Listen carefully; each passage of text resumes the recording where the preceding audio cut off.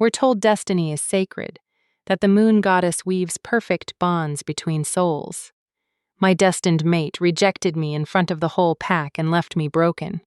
I thought I would die alone. So the Alpha King claimed me as his instead. We're told that destiny is sacred, that the moon goddess weaves perfect bonds between souls, that your fated mate is the other half of your spirit, the one person in all the world who will love you unconditionally. We grow up on stories where the mate bond is salvation, where recognition means forever, where destiny guarantees devotion. But when you're standing in front of the entire pack, feeling the golden thread of fate connect you to a man who looks at you like you're nothing, like you're less than nothing, you learn the devastating truth. Destiny doesn't give a damn about your heart. The mate bond can be the cruelest curse the moon goddess ever created. Because what happens when your destined mate takes one look at you and says the words that will shatter your world? What happens when the bond that's supposed to complete you becomes the thing that destroys you? What happens when the man fated to love you can't even stand to touch you? I can tell you exactly what happens. You discover that some fates are worse than death. You learn that rejection isn't just a word. It's a severing, a violence, a death of the future you thought was promised. You realize that everything you believed about love, about worth, about your place in this world was built on a foundation of lies. And when you're broken into so many pieces, you can't even remember what whole felt like. When you've been cast aside by destiny itself, that's when something far more dangerous than fate finds you. That's when the Alpha King decides you belong to him. Not because of destiny, not because of some sacred bond written in the stars, but because he wants you and what the Alpha King wants. The Alpha King claims, "This is the story of how I went from being rejected by the mate. The moon goddess chose for me, to being claimed by the most powerful and terrifying wolf in all the territories. The story of how I learned that chosen love is infinitely more powerful and more dangerous than destined love could ever be. My name is Lyra Winterbourne, and this is the night everything I knew about fate, about love, about myself fell apart. This is the night I stopped believing in destiny and started believing in something far more terrifying." Before we begin Lyra's journey, a quick note. This story is inspired by this book titled Rejected by the Alpha, a glow-up revenge romance that asks the question, what happens when the wolf everyone underestimated becomes the one they all fear? If you love stories where the broken become powerful, you'll want to check it out. Link in the description. Now, let's dive into Lyra's transformation. Chapter 1. The Rejection. The ceremony hall smells like pine and anticipation. I stand at the edge of the crowd, my hands clasped so tightly in front of me that my knuckles have gone white. Around me, wolves from every corner of the crescent moon pack have gathered for the full moon. Gathering the night when unmated wolves often find their destined partners. When the moon goddess bonds snap in like lightning finding ground. I've waited 22 years for this feeling. 22 years of watching others find their mates. Of seeing their eyes glaze with that telltale golden shimmer. Of witnessing the beautiful violence of recognition. 22 years of being the beta's daughter who still hadn't found her match. Who was starting to be whispered about in corners. Who made the elders exchange worried glances. My wolf has been restless for weeks, pacing beneath my skin like she knows something I don't, like she's been waiting for this specific night, this specific moment. You're going to wear a hole in the floor. My younger sister May whispers beside me. She found her mate last year, a kind warrior named Thomas, who looks at her like she hung the moon. They're standing together now, his arm around her waist, completely absorbed in each other. I used to be jealous of that. Now I just feel hollow. I can't help it. I murmur back, scanning the crowd. She won't settle. My wolf, I've never named her, never felt separate enough from her to need a name, is practically clawing at my insides. Her attention is fixed on the far side of the hall, where the ranked wolves are gathered. The alphas, the betas, the strongest warriors, and then I smell it. Pine and midnight rain, cedarwood and something wild. Something that makes my wolf surge forward so violently I actually stumble. The scent wraps around me like smoke, like a drug. And suddenly I can't breathe. Can't think, can't do anything but follow that scent to its source. Lyra. May's voice sounds distant, concerned, but I'm already moving. The crowd parts instinctively as I walk, though I barely notice. My entire world has narrowed to that scent, to the golden thread I can suddenly feel pulling taut between my ribs. And someone is across the room. The mate bond. It's real. It's happening. And if I was broken, somehow, if the moon goddess had forgotten me, I see him. Callum Thorne, the alpha's nephew, future head warrior, 6 feet of corded muscle and dark hair with eyes, the color of amber, and a jaw that looks carved from granite. He's standing. One of them said, completely unaware, that his entire life is about to change, that our lives are about to change. Mate, my wolf whispers, and the word is reverent, odd, complete. I walk toward him like I'm in a dream, like I'm floating. The golden thread between us grows brighter with each step, more tangible, until I swear I could reach out and pluck it like a harp-string. He's going to turn around any second now. He's going to smell me, feel the bond snap into place, and his eyes are going to find mine across the room. He's going to smile that devastating smile I've seen him give to other she-wolves, and this time, it will be for me, only for me, forever for me. I'm 3 feet away when he goes completely still. His head snaps toward me, those amber eyes widening. I watch the recognition slam into him, watch his nostrils flare as he catches my scent. The golden shimmer floods his irises, the unmistakable sign of the mate bond taking hold. Hi, I breathe, and I'm smiling so wide my face hurts. The word is flat, hard, final. I blink, my smile faltering. What? Callum takes a step back from me, actually steps back like I'm something contagious. His face has gone carefully blank, but I can see the tension in his shoulders, the rigidity in his spine. This is a mistake, he says, and his voice carries across the suddenly silent hall. When did everyone stop talking? When did every eye in the room turn toward us? I don't understand, I say. And I hate how small my voice sounds. The bond, you can feel it, right? You can feel. I feel it. His jaw clenches.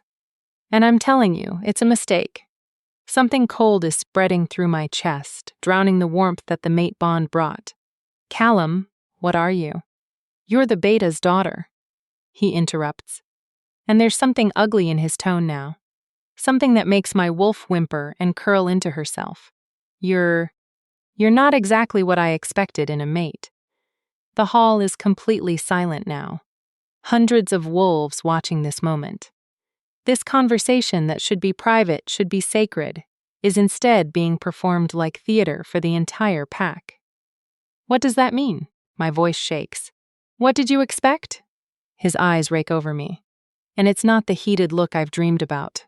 It's assessment, judgment, dismissal. Someone stronger, he says finally. Someone who can stand beside a head warrior. Someone who can give me powerful heirs. I'm the beta's daughter, I repeat. Desperate now. My bloodline is strong. I can. Your wolf is barely dealt a rank. He cuts in. And the words land like blows. Everyone knows it. You've never even shifted in public because you're ashamed of how small your wolf is, how weak. It's true. All of it is true. And hearing him say it, hearing my mate say it, makes me want to sink into the floor and That doesn't matter. I try again, reaching for him. The mate bond, the moon goddess chose us for each other. There's a reason. The moon goddess makes mistakes. He steps back again away from my outstretched hand, and I won't tie myself to one of them. The cold in my chest is spreading, freezing everything it touches. My wolf is howling now, a sound of pure anguish that only I can hear. Please, I whisper, and I don't even care anymore that everyone is watching. Please don't do this. Just give us a chance. Give me a chance to Callum Thorne, reject you, Lyra Winterbourne, as my mate and my equal. The words detonate between us like a bomb.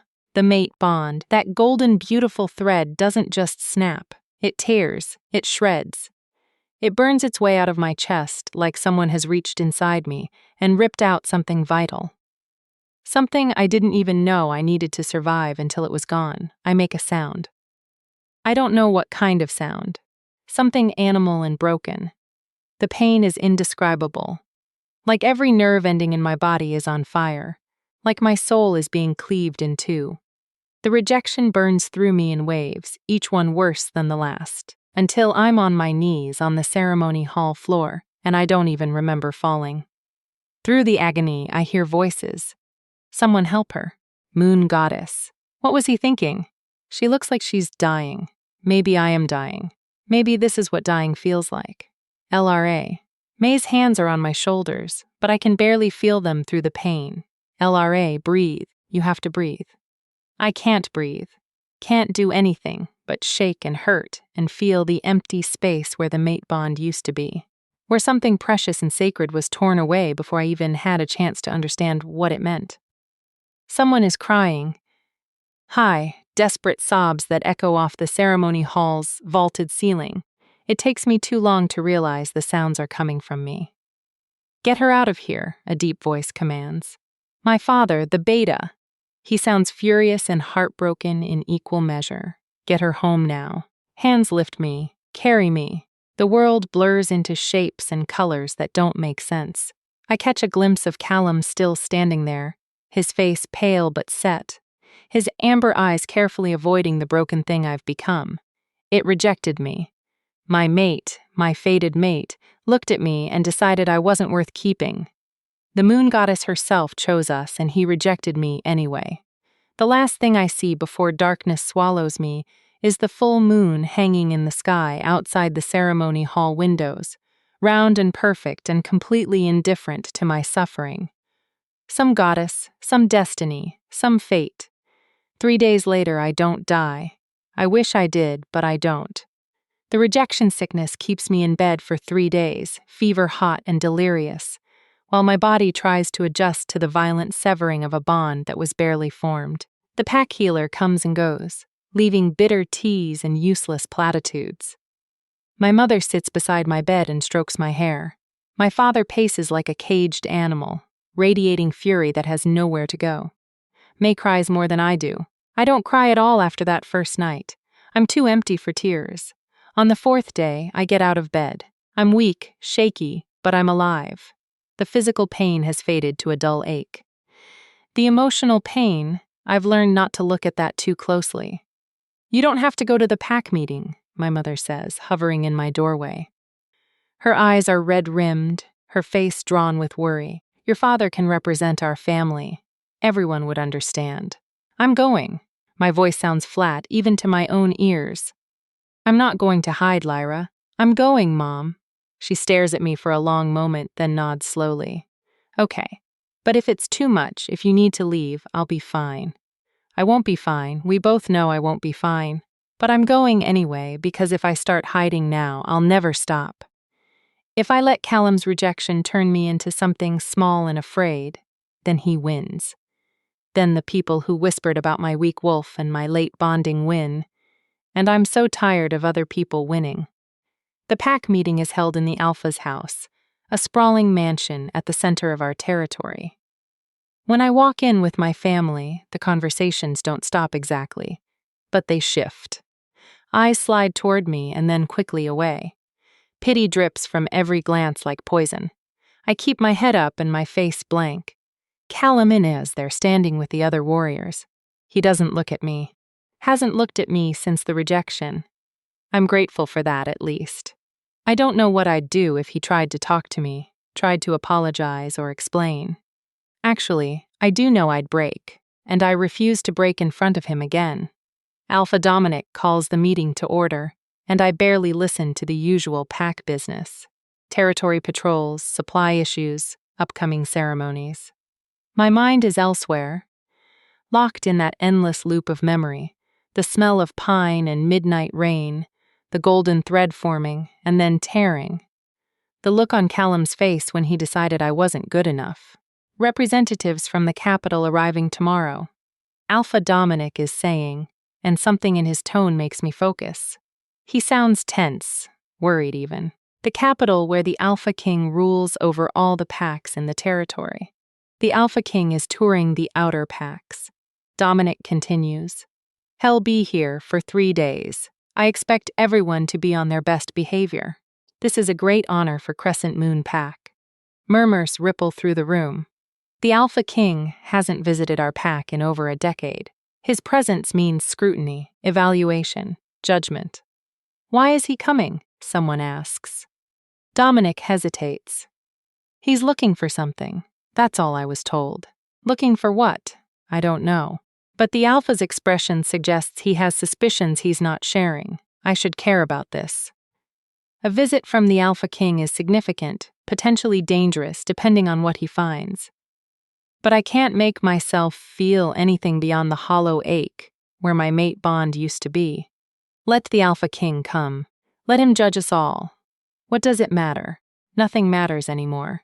The meeting ends and I'm heading for the door when I hear my name. LRA. Wait.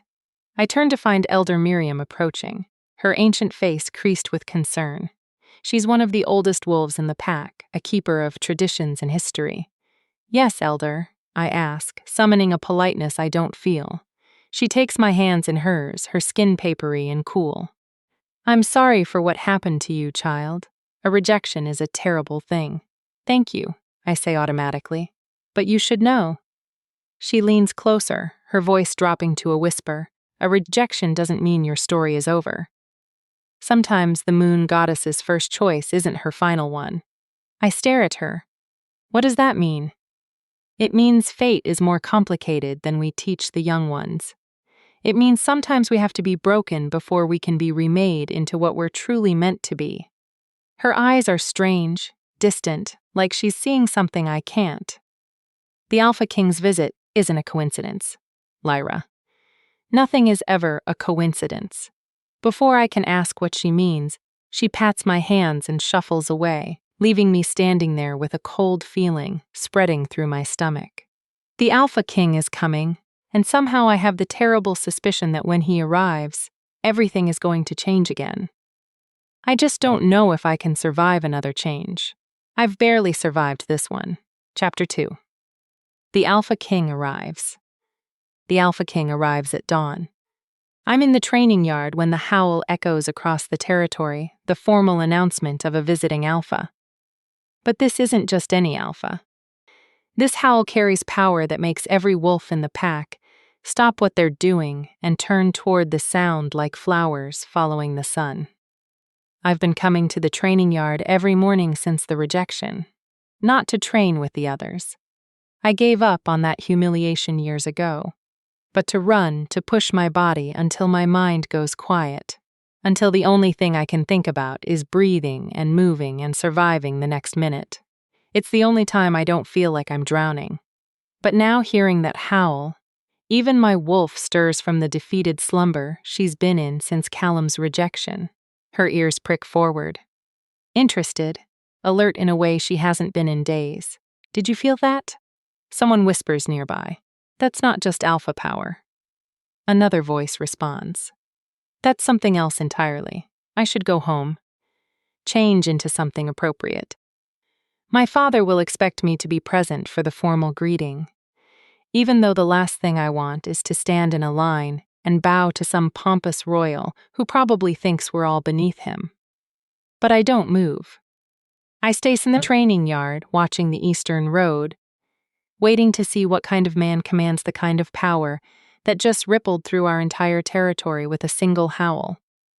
The motorcade appears first. Black SUVs with tinted windows, moving in perfect formation, military precision. The vehicles roll through our pack's main street, slowly, deliberately, giving everyone time to come out and watch, to witness, to submit. By the time they reach the Alpha's house, what seems like the entire pack has gathered. I hang back at the edge of the crowd, my training clothes still damp with sweat, my hair pulled into a messy braid. If my father sees me like this, He'll be furious. I can't bring myself to care. The SUVs stop for a long moment. Nothing happens. The tension builds until it's almost unbearable, until I can hear my own heartbeat pounding in my ears. Then the rear door of the center vehicle opens and the Alpha King steps out. I forget how to breathe. He's tall, easily 6'4", with shoulders broad enough to block out the sun. His hair is dark as midnight, cut short on the sides but longer on top, and even from this distance I can see the silver threading through it at the temples.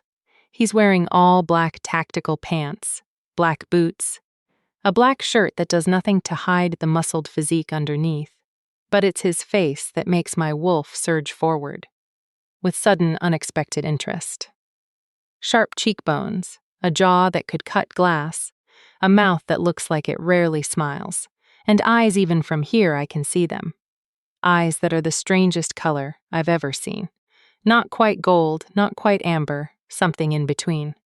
Something that seems to glow with their own internal light. Wolf eyes, even in human form. He surveys the crowd with those glowing eyes, his expression completely neutral, and everywhere his gaze lands, wolves drop their heads, bare their necks, show submission without even thinking about it. Alpha Dominic steps forward, and even our alpha, a powerful wolf in his own right, looks diminished next to this man. Alpha King Damon, Dominic says, bowing his head, "Welcome to Crescent Moon Pack. We're honored by your presence." "So that's his name, Damon." The Alpha King nods once, a gesture that somehow manages to be both acknowledgement and dismissal.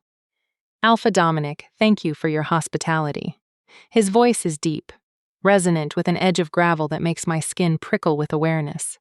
It's a voice that commands, that expects obedience, that brooks no argument. It's terrifying. "Please." Dominic gestures toward the house.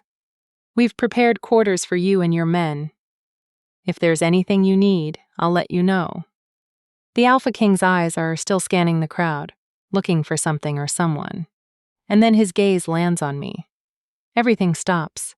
I don't know how to explain what happens in that moment. It's not the mate bond. I know what that feels like. And this isn't it, but it's something.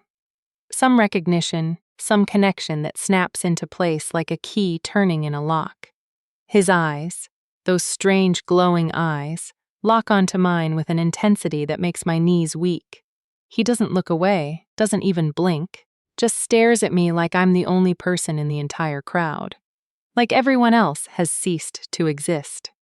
My wolf, who has been a ghost since the rejection, suddenly comes roaring back to life. She doesn't howl, mate, like she did with Callum. Instead, she does something I've never felt her do before. She bows. Not in submission, not in fear, in recognition, respect. I don't understand it, and I don't have time to analyze it because the Alpha King is moving toward me. The crowd parts instantly, wolves scrambling to get out of his way. Dominic is saying something, probably asking where he's going, but the Alpha King ignores him completely. His attention is fixed on me with laser focus, and with each step he takes, my heart pounds harder. He's going to walk right past me. I tell myself, he's looking at something behind me. There's no reason for the Alpha King to be interested in a broken, rejected Omega who can barely shift without embarrassment. He stops directly in front of me. Up close, he's even more overwhelming, taller, broader, more powerful than any wolf I've ever encountered. His scent hits me like a physical force. Winter frost and ancient forests, smoke and something wild that makes my mouth go dry. "You," he says, and that single word feels like a brand. I can't speak, can barely think, can only stare up at him while my wolf does something strange and submissive and eager all at once. "What's your name?" His voice is quieter now, meant only for me, but it still carries that commanding edge. "Slyra." I hate that I stutter. "Lyra Winterborn." Something flickers in those glowing eyes. Winterborn, the beta's daughter. How does he know that? Yes, he takes a step closer, and I can feel the heat radiating off him, the sheer presence of his wolf pressing against mine. But it doesn't feel threatening. It feels curious. Assessing. You've been rejected recently. It's not a question. The words hit me like a slap. How does he know? Is it written on my face? Can he smell it on me? The sickness, the broken bond, the shame. My voice cracks. Yes. By who? That's not. I swallow hard. It doesn't matter. It matters to me.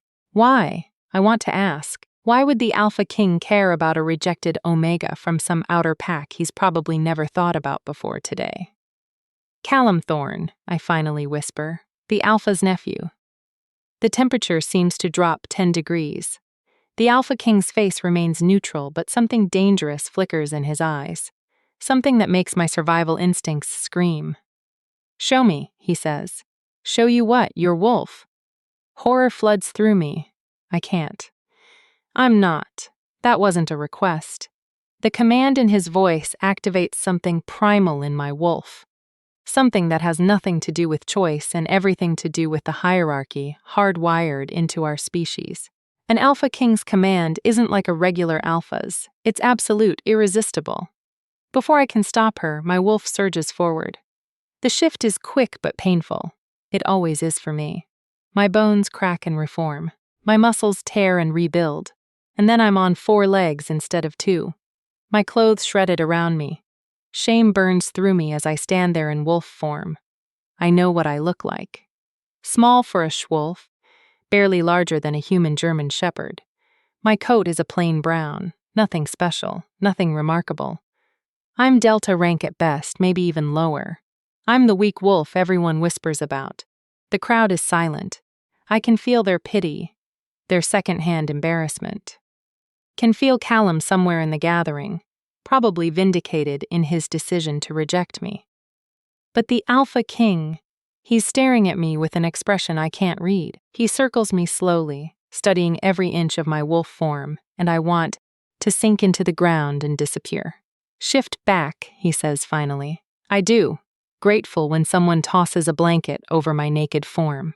I clutch it around myself, unable to meet anyone's eyes, unable to bear seeing my humiliation reflected back at me. Your wolf is small, the Alpha King says, and I flinch. But she's not weak. I look up, startled.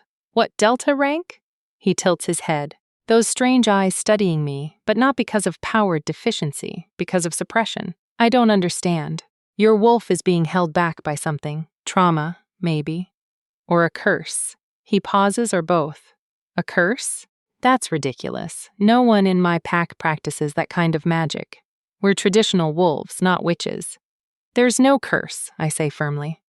Isn't there? His gaze intensifies. Tell me, Lara Winterborn, how long have you been unable to shift properly? How long have you felt like your wolf was locked away? Just out of reach. My entire life, I want to say. But that can't be right. Wolves aren't cursed. Things like that don't happen. I need to speak with her, the Alpha King announces, turning back to Alpha Dominic. Privately. Your Majesty, Dominic says carefully. Perhaps it would be more appropriate if I wasn't asking for permission. The Alpha King's voice drops to something dangerous. I'm telling you what's going to happen. Lyra Winterborn will meet me in whatever quarters you've prepared. In 1 hour alone, the command ripples through the pack, undeniable and absolute. My father steps forward, his beta instincts wearing with his paternal ones. Your Majesty, my daughter has been through a significant trauma, perhaps some time to recover. 1 hour, the Alpha King repeats, and this time the command is laced with alpha power that makes even my father bare his neck in submission. Then he turns back to me, and his expression softens just slightly, just enough that I can see something almost like gentleness underneath all that power. Don't be afraid, he says quietly. I'm not going to hurt you. Then why do I feel like my entire life is about to change again? Why do I feel like I'm standing on the edge of a cliff? And the Alpha King is about to push me off. He walks us away, his men falling into formation around him, and the crowd slowly disperses. But I can feel their eyes on me, their questions, their speculation, their judgment. The Alpha King singled me out. The broken, rejected Omega that even her fated mate didn't want.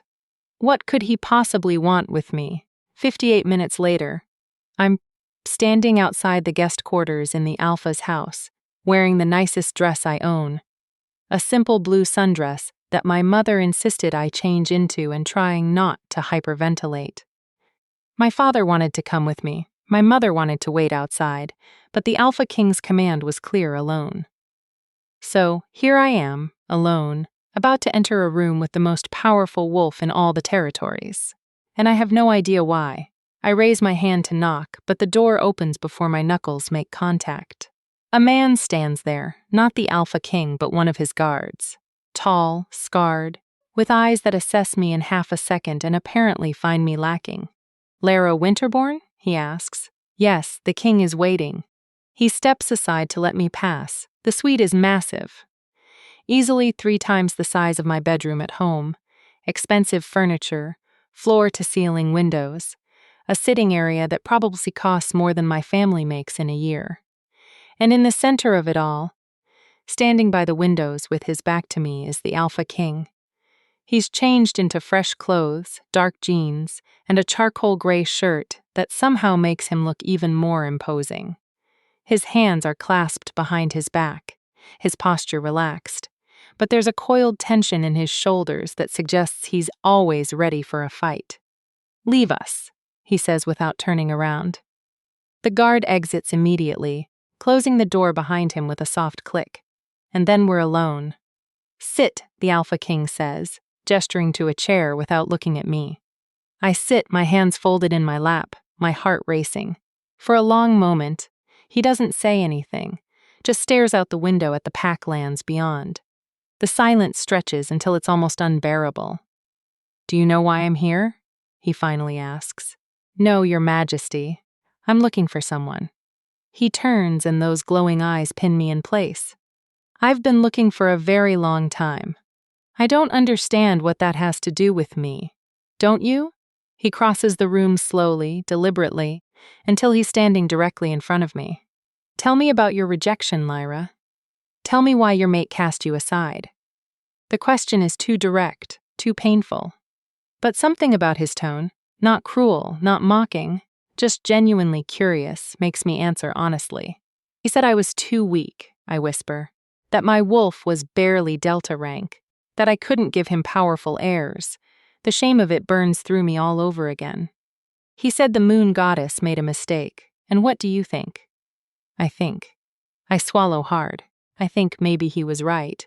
The Alpha King makes a sound low in his throat. Not quite a growl, but close. "He was wrong. You don't know that. You don't know me. I know enough." He crouches down. So, we're at eye level. And this close, I can see flecks of silver in those strange eyes. "I know you've been suppressed your entire life. I know your wolf is locked away, caged by something you don't even understand. I know you're stronger than you think you are. How could you possibly know any of that?" He reaches out slowly, giving me time to pull away, and touches 2 fingers to the center of my chest, right over my heart. The moment his skin makes contact, power surges through me. Not painful, not invasive, but shocking in its intensity. Like lightning running through my veins, like something waking up after a very long sleep. My wolf howls. Actually howls. And for a second, I see her clearly for the first time in my life. Not small, not weak, powerful, radiant, trapped behind bars I didn't even know were there. "What?" I gasp, pulling back. "What did you do?" "I showed you the truth." He stands, moving away, giving me space. "You're not weak, Lyra Winterborn. You've been cursed, bound. Someone put a suppression spell on you when you were very young, probably shortly after your first shift. It's been dampening your wolf your entire life, making you appear weaker than you actually are." "No, that's impossible. Who would do that? Why?" "That's what I intend to find out." His expression hardens. "But first, I need to know if you'll accept my help." "Help with what? Breaking the curse? Freeing your wolf? Becoming who you are always meant to be?" He pauses and something intense flashes in his eyes. "And then, if you're willing, I want you to come back to the capital with me." The world tilts sideways. "What?" "I'm claiming you, Lyra Winterborn." His voice is firm. Absolute brooking. No argument, not as a mate. I'm not your fated mate, and I won't pretend otherwise. But as mine, under my protection in my pack. I don't understand. Why would you? Because you're what I've been looking for. He moves closer again. And this time there's something almost hungry in his expression, because I can feel the power locked inside you. And I want to see what happens when you're finally free. Because your mate was a fool to reject you. And I'm not a fool. My mind is spinning. This can't be real. The Alpha King can't be standing here offering to what? Take me away from my pack. Break a curse I didn't even know existed. Claim me as his. This is insane. I breathe. Yes, he agrees. It is, but that doesn't make it any less true. He extends his hand toward me. So, what do you say, Lyra? Will you let me help you? Will you come with me and discover who you really are? I stare at his hand at the choice he's offering me. Stay here in Crescent Moonpack, where everyone knows I was rejected, where I'll always be the broken Omega who wasn't good enough for her fated mate, where I'll spend the rest of my life being pied and whispered about, or go with him with the Alpha King into the unknown, into danger, into a future I can't even begin to imagine. My wolf is howling at me to take his hand. Not because of a mate bond, but because she recognizes something in him, something that calls to the power trapped inside us both. If I say yes, I ask quietly, can I ever come back? If you want to. His hand doesn't waver, but I don't think you'll want to. I think once you see what you're capable of, once you understand what was stolen from you, you won't want to go back to being small. He's right. I know he's right. I can feel it in my bones. I'm so tired of being small, so tired of being weak, so tired of being rejected and pied and treated like I'm something broken that needs to be hidden away. Maybe it's time to find out what happens when I stop accepting what everyone else thinks I am. Maybe it's time to become something else entirely. I take his hand, his fingers close around mine, warm and strong and sure, and when his eyes meet mine, I see something that looks almost like satisfaction. Good, he says. We leave at dawn. And just like that, my life changes again. But this, I'm the one choosing the change. This time, I'm the one taking the leap. I just hope I survived the fall. Chapter 3. The Journey to the Capital. I don't sleep that night. How could I? In less than 12 hours, I've gone from being the pack's reject to being claimed by the Alpha King. From believing I was weak to learning I've been cursed. From having no future to suddenly having one that terrifies and exhilarates me in equal measure. My parents don't know what to make of it. This is highly irregular, my father keeps saying, pacing the length of our living room like a caged animal. The Alpha King doesn't just claim wolves from outer packs. There are protocols, procedures. He's the Alpha King, my mother interrupts gently. He doesn't need protocols. But why, Lyra? Why our daughter? He stops pacing and looks at me, and I can see the fear beneath his confusion. What does he want with you? I wish I had an answer that made sense. He said I've been cursed, that my wolf has been suppressed. It's ridiculous, my father says immediately. No one in this pack practices dark magic, and even if someone did, why would they target you? You were just a child. I don't know, Dad. I'm sitting on the couch, my hands wrapped around a cup of tea that's gone cold. But when he touched me, I felt something like my wolf was bigger than I thought. Stronger. My mother sits beside me, taking my hand. Are you sure about this, sweetheart?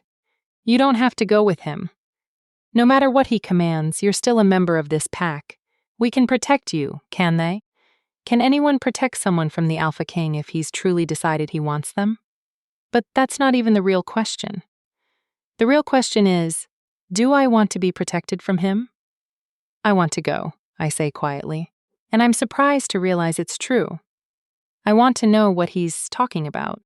I want to understand why I've always felt like my wolf was locked away, just out of reach.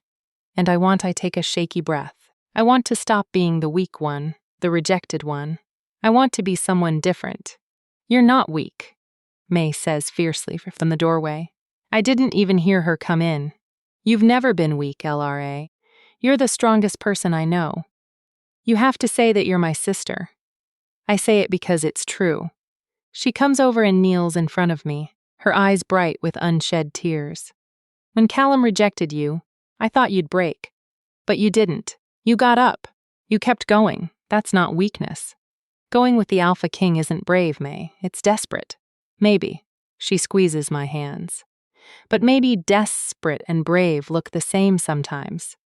We sit like that for a while, my family around me, until the sky outside starts to lighten with the approaching dawn. Until it's time to pack what little I'm bringing with me and face whatever comes next.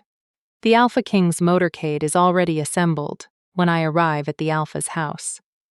Black SUVs gleaming in the early morning light, engines running ready to depart. Wolves from the pack have gathered to watch, some curious, some concerned, some clearly pleased to see the rejected Omega leaving. I try not to look for Callum in the crowd. I fail. He's there standing near the back, his amber eyes carefully avoiding mine. Part of me wants him to look at me, wants him to see that someone, the most powerful someone, found value in what he discarded. But a bigger part of me doesn't care anymore. He made his choice. Now I'm making mine. Miss Winterbourne. The scarred guard from yesterday approaches, his expression still carefully neutral. I'm Riker, captain of the King's Guard. I'll be riding in your vehicle. Okay, I say, because what else is there to say? Your bags have been loaded. The King requests that you ride in the second vehicle. He'll be in the lead. Of course he will. The Alpha King wouldn't ride with someone like me. I'm a project, not a person, a curiosity, not a companion. I hug my family goodbye, my mother crying openly now, my father's jaw tight with suppressed emotion, May whispering promises that we'll see each other soon. Alpha Dominic gives me a formal farewell, his expression troubled but resigned. And then I'm climbing into the SUV, settling into leather seats that probably cost more than my entire wardrobe. And we're moving, leaving Crescent Moonpack behind, leaving everything I've ever known behind. The journey to the capital takes 6 hours. We drive through territories I've only heard about, past pack lands that blur together into forests and fields and small towns. Riker sits across from me, silent but watchful, occasionally speaking into a radio to coordinate with the other vehicles. I stare out the window and try not to think about what I'm doing. Try not to second-guess every decision that led me to this moment. You're afraid, Riker says suddenly, and I startle at the sound of his voice. I'm not. It's okay to be afraid. He leans back in his seat, studying me with those assessing eyes. Most wolves would be terrified. The King isn't. Easy. What's he like? The question escapes before I can stop it. Really like, I mean, not the public version. Riker considers this for a long moment. Complicated, fair, but ruthless. He expects absolute loyalty, but gives it in return. He's the best leader I've ever served under. He pauses, but he's also damaged in ways most people don't see. Damaged how? That's not my story to tell. He looks out the window. But I will say this, the King doesn't do anything without reason. If he's claimed you, if he's bringing you to the capital, it's because he sees something in you that he needs or wants, or both. That's not exactly comforting. It's not meant to be. It's meant to be honest.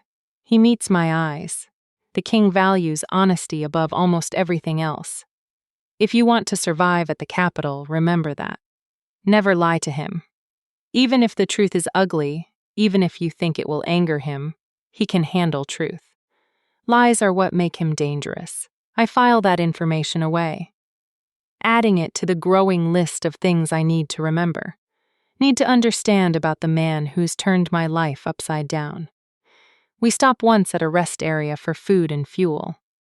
I catch a glimpse of the Alpha King emerging from the lead vehicle, surrounded by his guards, moving with that predatory grace that makes every eye turn toward him.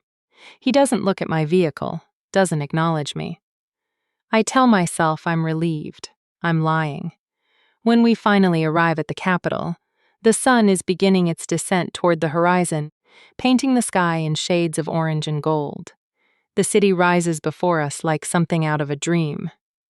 gleaming towers of glass and steel mixed with older stone buildings. All of it surrounded by a massive wall that speaks of both protection and containment. "Welcome to Eclipse City," Riker says. "The heart of the Alpha King's territory. It's beautiful and intimidating in equal measure." We pass through gates manned by guards who snap to attention as the motorcade approaches, their eyes following our vehicles with intense focus. The streets inside the walls are wider than any I've seen, lined with shops and restaurants and wolves going about their business. But everything stops when we pass. Wolves freeze mid-step, mid-con conversation, turning to watch the Alpha King's vehicles roll by. Some bow their heads, others press their hands to their hearts in a gesture of respect. This is what real power looks like, I realize. Not just strength, but devotion. These wolves don't just fear their king. They revere him. The motorcade winds through the city until we reach what can only be described as a palace. A massive structure of white stone and dark glass surrounded by manicured gardens and more guards than I can count. It's beautiful and terrifying, ancient and modern, a physical manifestation of the wolf who rules from within it. We pull up to a circular drive, and Riker opens the door for me. "This way, Miss Winterbourne." I step out on shaky legs, overwhelmed by the sheer scale of everything. The Alpha King is already striding toward the entrance, his guards flanking him, his presence commanding attention from every wolf in sight. "Lyra." His voice cuts through the commotion, making me jump. He stopped at the entrance, turned back to look at me. "Keep up." It's not cruel, just matter of fact. A reminder that I'm here at his sufferance, that I need to meet his expectations or be left behind. I hurry to catch up. Riker at my side. Inside, the palace is even more impressive. Vaulted ceilings, marble floors, artwork that probably costs more than my entire pack's annual income. Wolves in formal attire move with purpose through hallways that seem to stretch forever. All of them stopping to bow as the Alpha King passes. He doesn't acknowledge any of them, just keeps walking with that confident stride. His destination, apparently clear in his mind. We end up in what looks like a private wing away from the bustle of the main palace. The Alpha King stops at a door, pushing it open to reveal a suite that makes the guest quarters in my pack look like a closet. "These are your rooms," he says, gesturing inside. "You'll stay here while we work on breaking your curse." This is too much," I stammer, taking in the enormous bedroom, the sitting area, the bathroom visible through another door that looks like it contains a tub the size of a small pool. "You're under my protection now. You'll be housed accordingly." He moves to leave, then pauses. "Dinner is at 8. Someone will come to get you." Wait. I don't know where the courage comes from, but I can't let him leave without asking. "Why are you doing this, really?" He turns back, and for a moment, I see something flicker in those glowing eyes, something that looks almost like loneliness. "Because 10 years ago, I made a promise," he says quietly, "and I've been looking for a way to keep it ever since. You might be that way. I don't understand. You will." He steps into the hallway. "Get some rest, Lyra. Tomorrow we begin." And then he's gone, leaving me alone in a palace room in a city I don't know, with more questions than answers. 3 hours later, a knock at the door startles me out of my anxious pacing.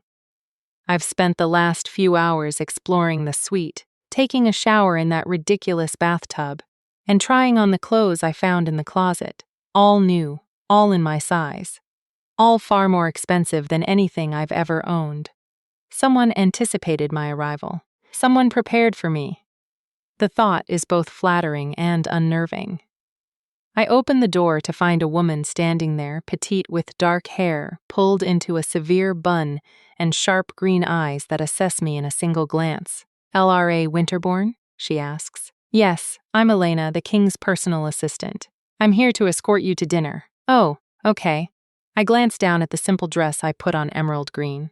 Knee length, the nicest thing from the closet. Is this appropriate? Something that might be approval flickers in her eyes. It's perfect. The king doesn't care for ostentation. He prefers authenticity. She leads me through the palace, down corridors I'd never find on my own, past rooms with closed doors and guards who nod at Elena, but watch me with open curiosity.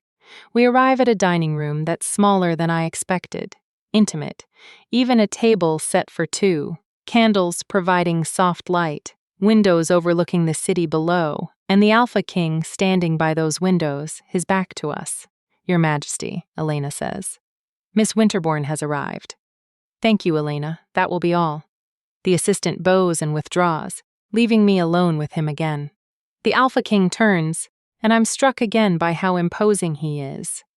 He's changed into dark slacks and a white shirt with the sleeves rolled up, revealing forearms corded with muscle and marked with scars. His hair is slightly damp, like he recently showered. He looks human. Almost. Sit, he says, gesturing to the table. I do, my hands folded in my lap, trying not to show how nervous I am. He sits across from me, and for a moment, we just look at each other. Then he reaches for a bottle of wine, pouring 2 glasses with steady hands. You don't have to be afraid of me, he says, sliding 1 glass toward me. Everyone's afraid of you. I reply before I can stop myself. Something that might be amusement flickers across his face. True, but you don't have to be. I told you I'm not going to hurt you. Then what are you going to do to me? He takes a sip of wine, considering his answer. I'm going to show you who you really are. I'm going to break the curse that's been holding you back. And then I'm going to ask you to help me with something. Help you with what? All in good time. He sets down his glass. First, you need to understand what was done to you and why. A server appears with plates of food, beautifully prepared dishes that smell incredible. I realize I haven't eaten all day, too nervous to manage more than a few bites at breakfast. We eat in silence for a few minutes, and I'm surprised to find the quiet isn't uncomfortable. It's almost peaceful. Tell me about your childhood, the Alpha King says finally. Specifically, your first shift. How old were you? 6, I answer. Young, but not unusually so. And what do you remember about it? I close my eyes, reaching back into memories I haven't examined in years. I remember it hurt more than it should have, according to the pack healer. I remember my wolf felt wrong, like she didn't fit inside my skin properly. And I remember afterward, I couldn't shift again for almost a year. Did anyone help you? Try to figure out what was wrong. The healer ran tests, said I was probably just a late bloomer, that some wolves take longer to grow into their power. I opened my eyes, meeting his gaze, but I never grew into it. I stayed small, weak. You're not weak, he says, and there's an edge to his voice now. Something sharp and angry, but not directed at me. You're suppressed. There's a difference.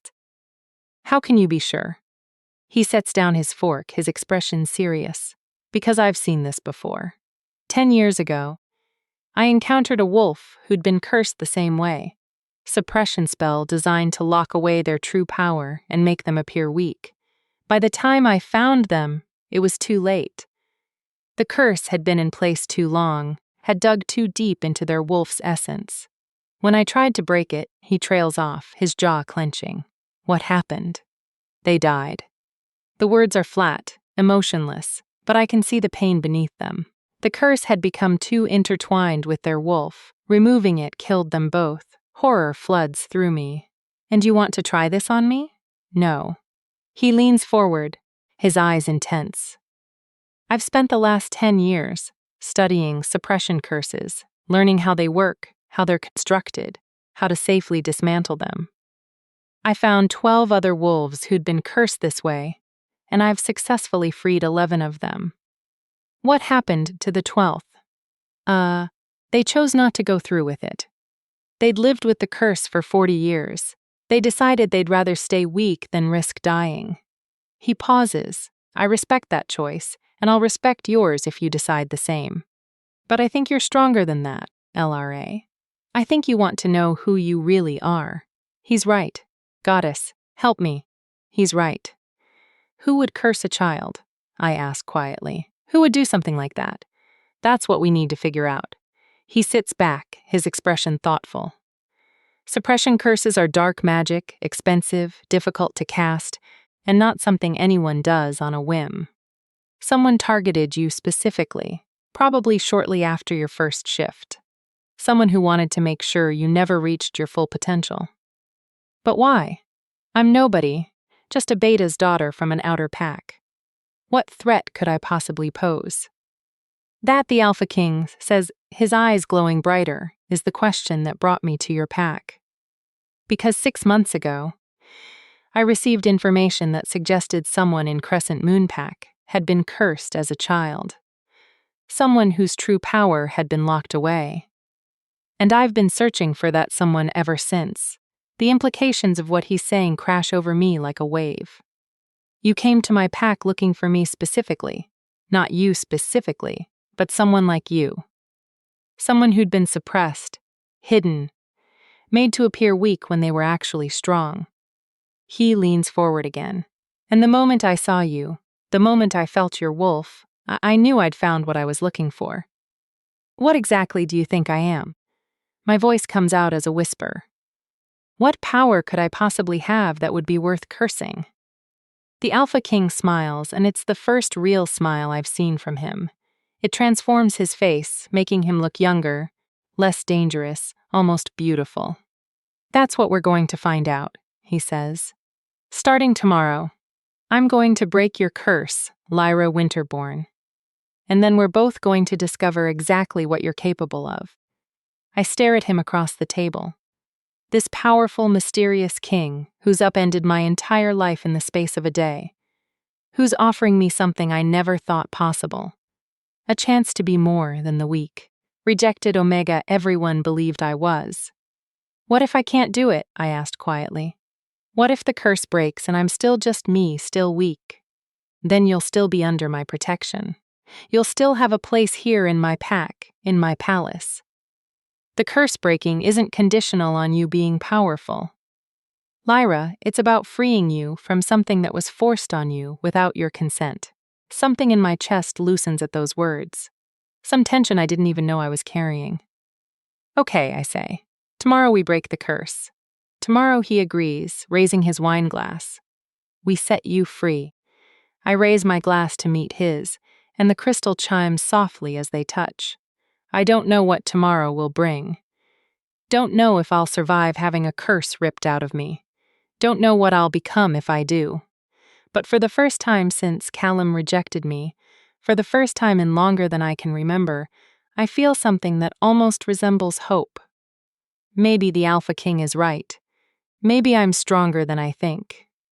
Maybe it's time to find out. Subscribe if you believe Lyra deserved to know the truth about herself all along. Because wolves, who've been silenced for 17 years, need voices willing to fight for them. Drop a comment telling Lyra what you would say to someone who tried to dim your light. She's not alone, and neither are you. Chapter 4. Breaking the Curse. I don't sleep again that night. Every time I close my eyes, I see the Alpha King's face when he talked about the wolf who died.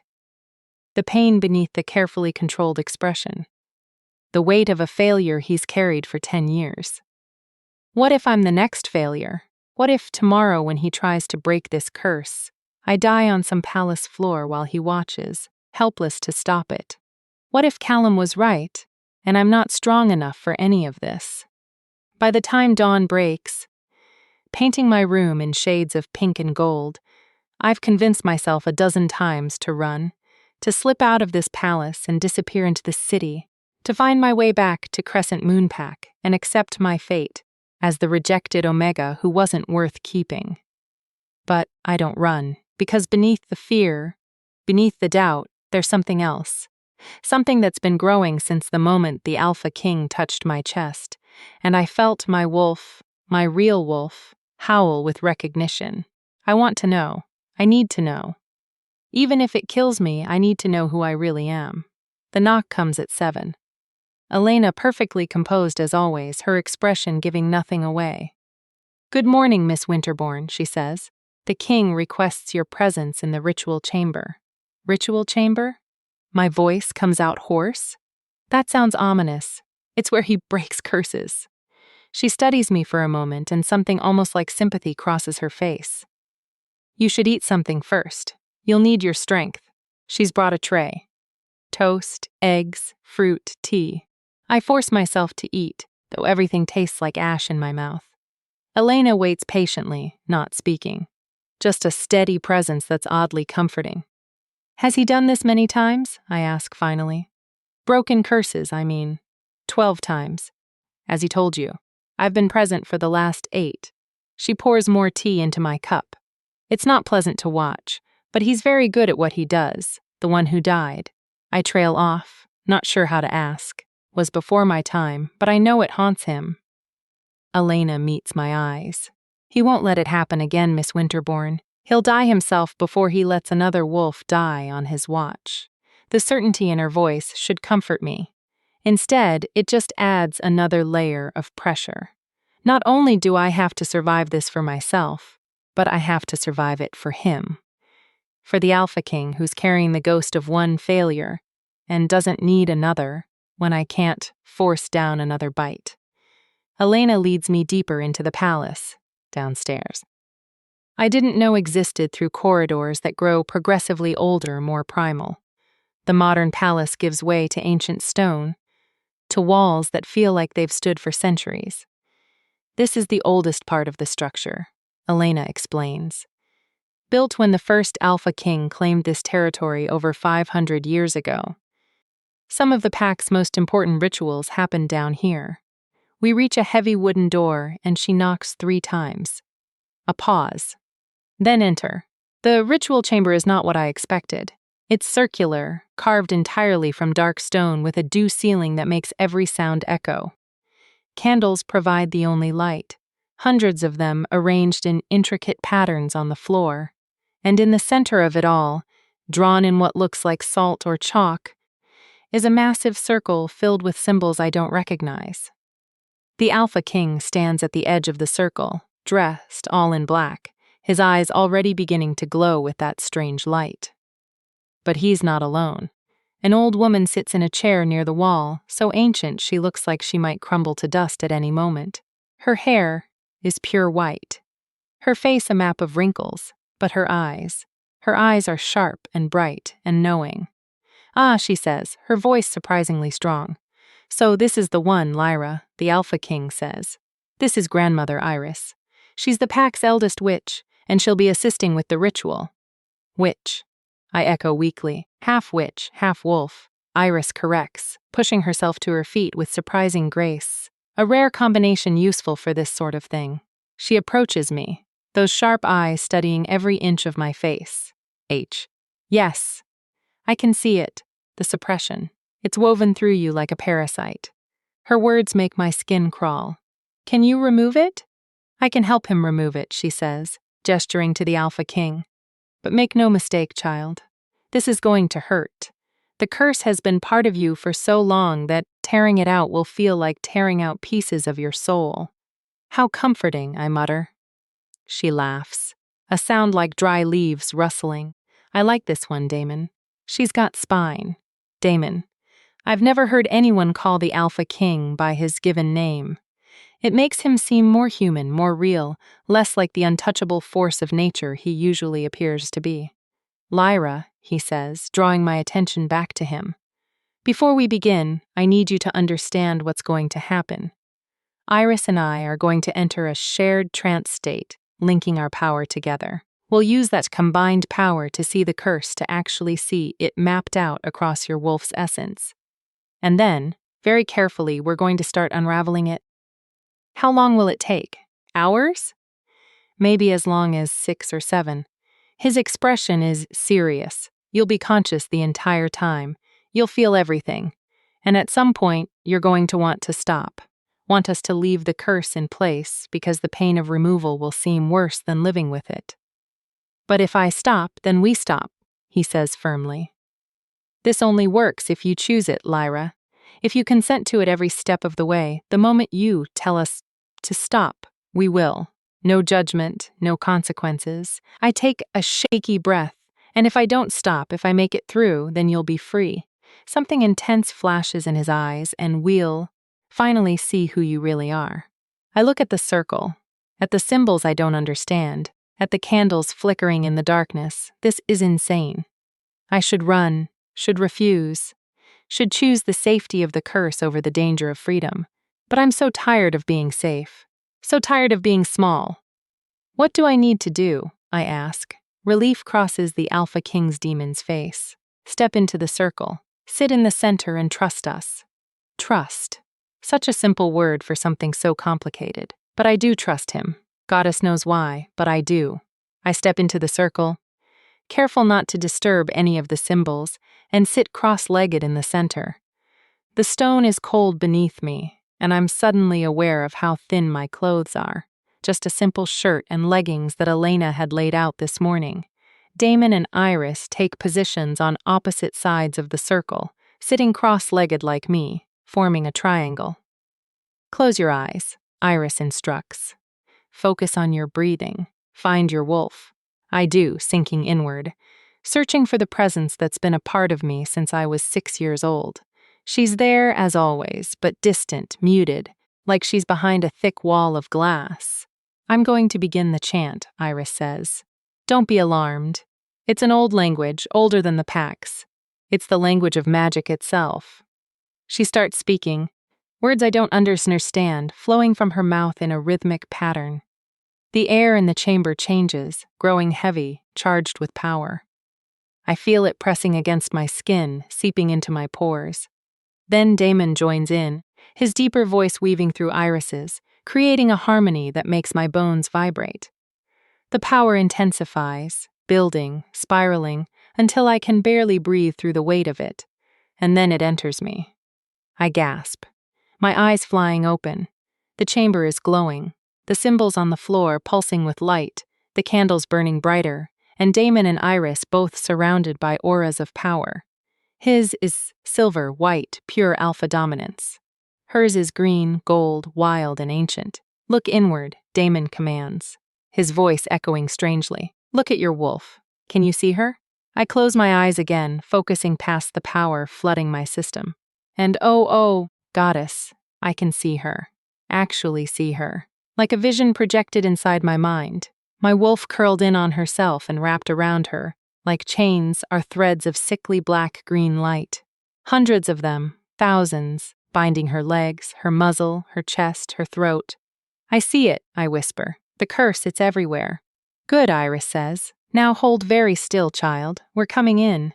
The power that's been swirling around me suddenly focuses, becoming two distinct presences in my mind. Damon and Iris, their consciousness merging with mine, seeing what I see. Damon breathes, and the curse in his voice tells me how bad it is. Whoever did this was powerful. This is masterwork and old. Iris adds 16, 17 years at least. It's had time to root deep. Can you remove it? My mental voice sounds small, afraid. Yes. Damon's presence moves closer, examining the threads, but Iris was right. This is going to hurt. I'm ready. No, you're not, he says, not unkindly. No one's ever ready, but we'll be here with you. You won't be alone. And then they begin.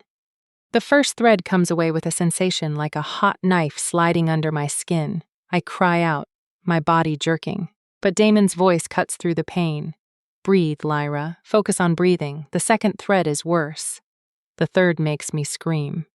By the 10th, I'm sobbing. Please, I gasp. Please, it hurts. I know. Damon's voice is steady, anchoring. I know it hurts. But look at your wolf. Look at her. I force myself to look. And even through the pain, I can see the difference, where the threads have been removed. My wolf's fur is brighter, healthier. She's lifting her head, her eyes opening, awareness returning. She's waking up, I whisper. She is, Iris confirms. Keep going, child. We're maybe a 10th of the way through. A 10th. Goddess, help me. Only a 10th. The next hour is agony, pure unrelenting agony. As they methodically remove thread after thread, layer after layer of curse, I scream until my voice goes. I beg them to stop. I threaten. I plead. I promise things I'll never remember later. But through it all, Damon's voice is there. Steady, unshakable. You're doing so well, LRA. Just a little more. Stay with us. Don't give up. My wolf is struggling now, fighting against the remaining threads, desperate to break free. The pain of her struggles combines with the pain of the removal until I can't tell where one ends and the other begins. Halfway, Iris announces. The worst is behind us now, child, liar. It gets worse because as more threads come away, my wolf gets stronger. And stronger means more aware of what's been done to her, of what's been stolen from her. She starts to howl, a sound of rage and grief that echoes through my mind like a siren.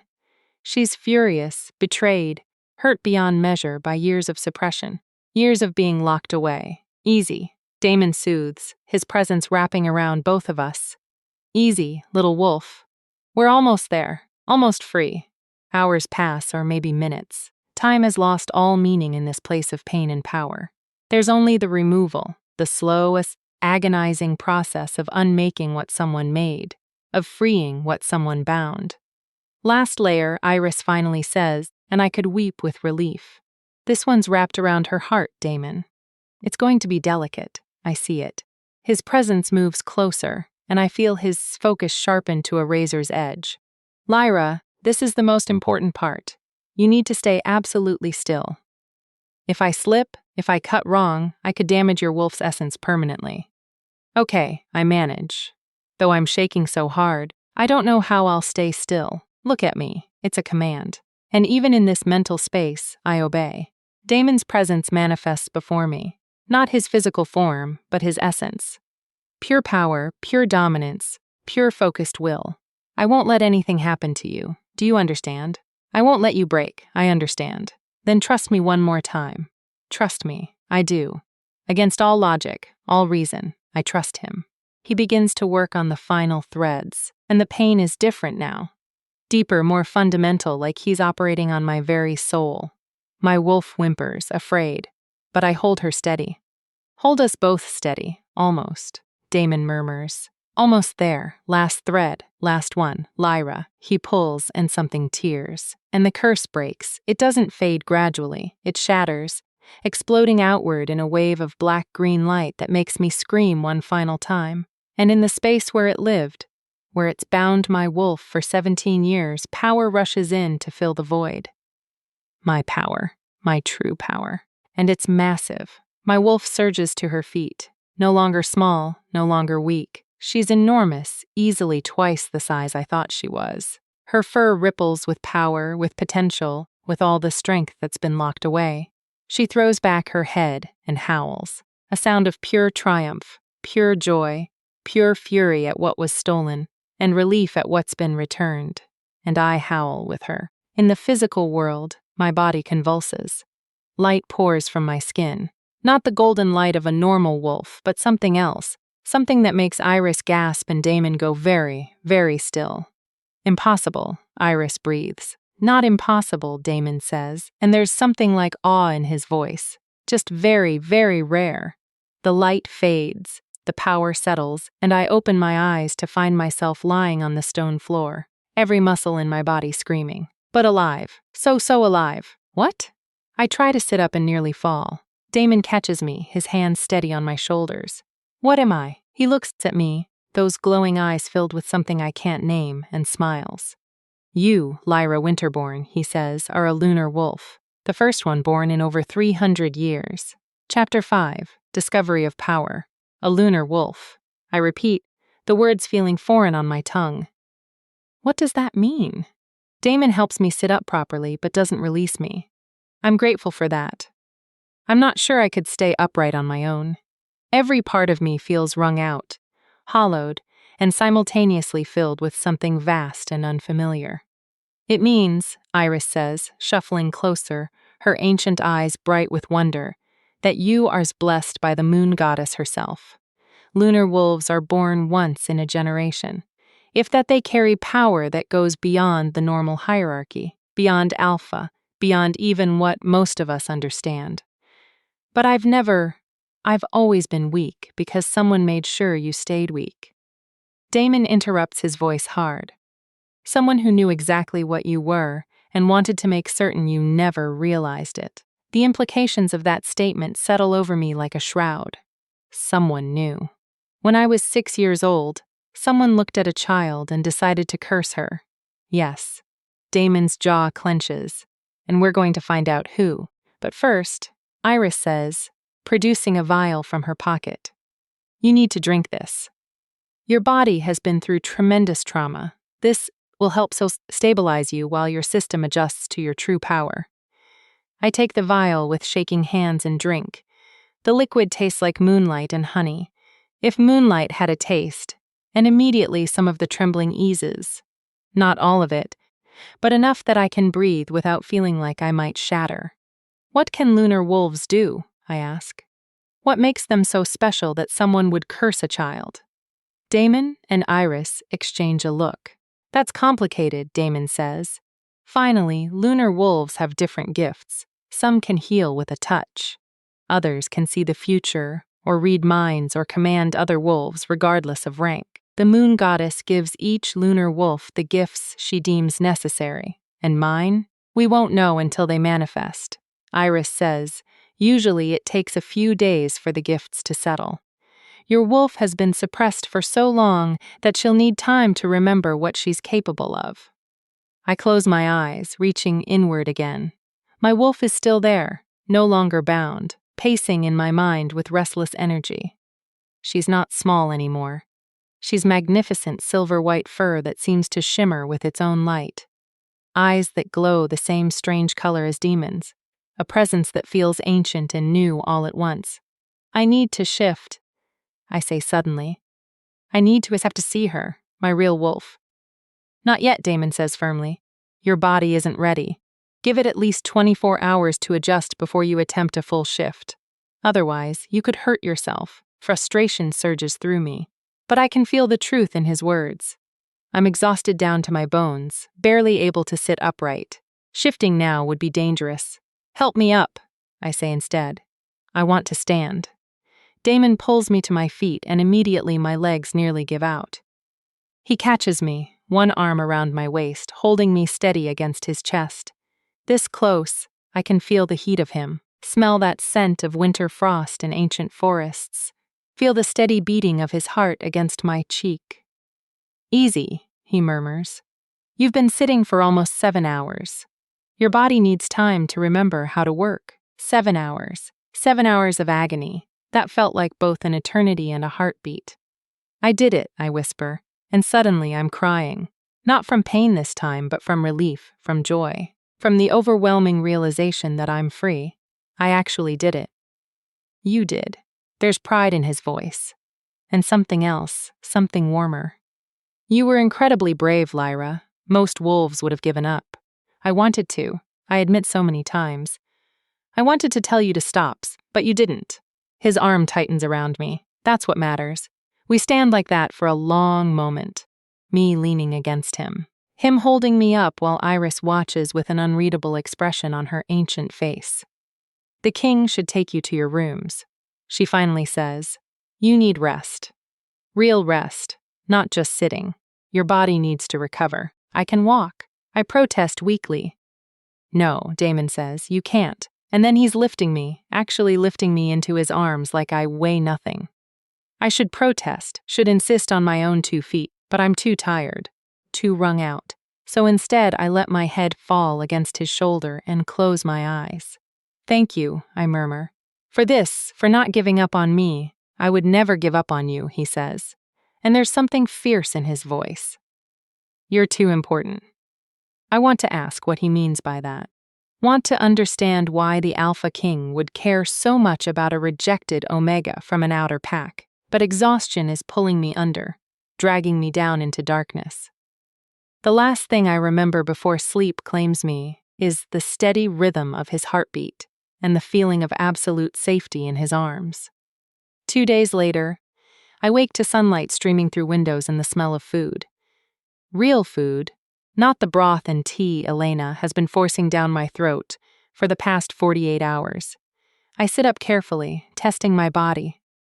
The bone-deep exhaustion is gone, replaced by something else. Energy, vitality, strength that feels both familiar and completely foreign.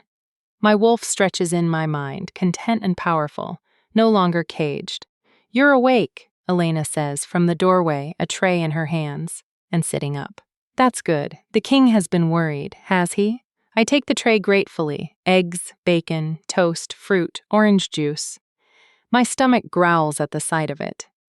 I thought alpha kings didn't worry. This one does, more than he lets on. She sits in the chair beside my bed, watching me eat with approval. He's been checking on you every few hours, demanding updates from the healers, making sure you have everything you need. I don't know what to do with that information, so I focus on eating. Everything tastes incredible, like my senses have been sharpened along with my wolf. Elena, I say between bites. What do you know about lunar wolves? Only what everyone knows. They're rare, powerful, blessed by the moon goddess. She tilts her head. Why do you ask? Because apparently that's what I am, and I have no idea what that means. Understanding dawn in her eyes. Ah, that explains why the king has been intense these past few days. Intense. How? Issuing orders, calling in favors, digging through old records. She leans forward. He's trying to figure out who cursed you, Miss Winterbourne. And when the king sets his mind to something, he doesn't stop until he has answers. The thought of Damon. I've started thinking of him as Damon, not the Alpha King. Somewhere in the last 2 days, investigating my past makes something warm unfurl in my chest. He's actually trying to find who hurt me, who stole 17 years of my life. Can I see him? I ask. I want to thank him, and I want to understand what happens now. He's in his study.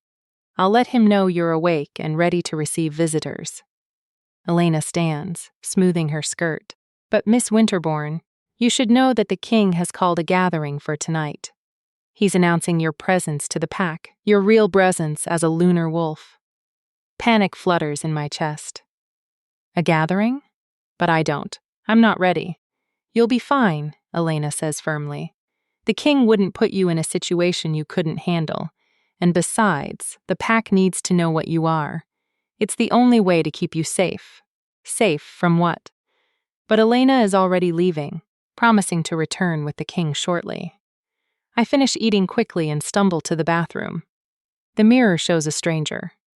My hair is the same brown it's always been, but there's a silver streak now running from my temple through the length of it. My eyes, previously a muddy hazel, now have flecks of that same strange glowing color. Damon's eyes hold. I look like what I am now, changed, powerful, other. A knock at the door makes me jump. Come in, I call. Damon enters, and the sight of him makes my breath catch. He's in casual clothes, dark jeans, and a gray sweater, but he wears them like armor. His eyes scan me quickly, assessing, and I see relief flash across his face. You look better, he says. I feel better. I gesture to the mirror. Though I look different, the marks of a lunar wolf. He moves closer, studying the silver in my hair, the glow in my eyes. They'll become more pronounced as your power settles. Eventually, you'll be able to call on your wolf's appearance, even in human form. Is that normal for lunar wolves? Yes, you exist somewhere between wolf and human in ways others don't. He reaches out, hesitates, then gently touches the silver streak in my hair. It's beautiful. The compliment makes heat rush to my cheeks. Elena said, You've been investigating, trying to find who cursed me. I have. His hand drops. I've called in every favor. I have contacted every witch and magic user in my territory. Someone had to cast that curse. Lyra, someone with significant power and knowledge that limits the pool considerably. And I have 3 names. 3 witches capable of crafting a suppression curse that's sophisticated. His expression darkens. 2 are dead. The 3rd disappeared 17 years ago. 17 years. The same time I was cursed. Who is she? Her name is Morgana Thorne. She was a powerful witch known for dark magic, and she vanished without a trace shortly after. You would have been cursed. He pauses. The surname is a coincidence I don't believe in. Thorne like Callum.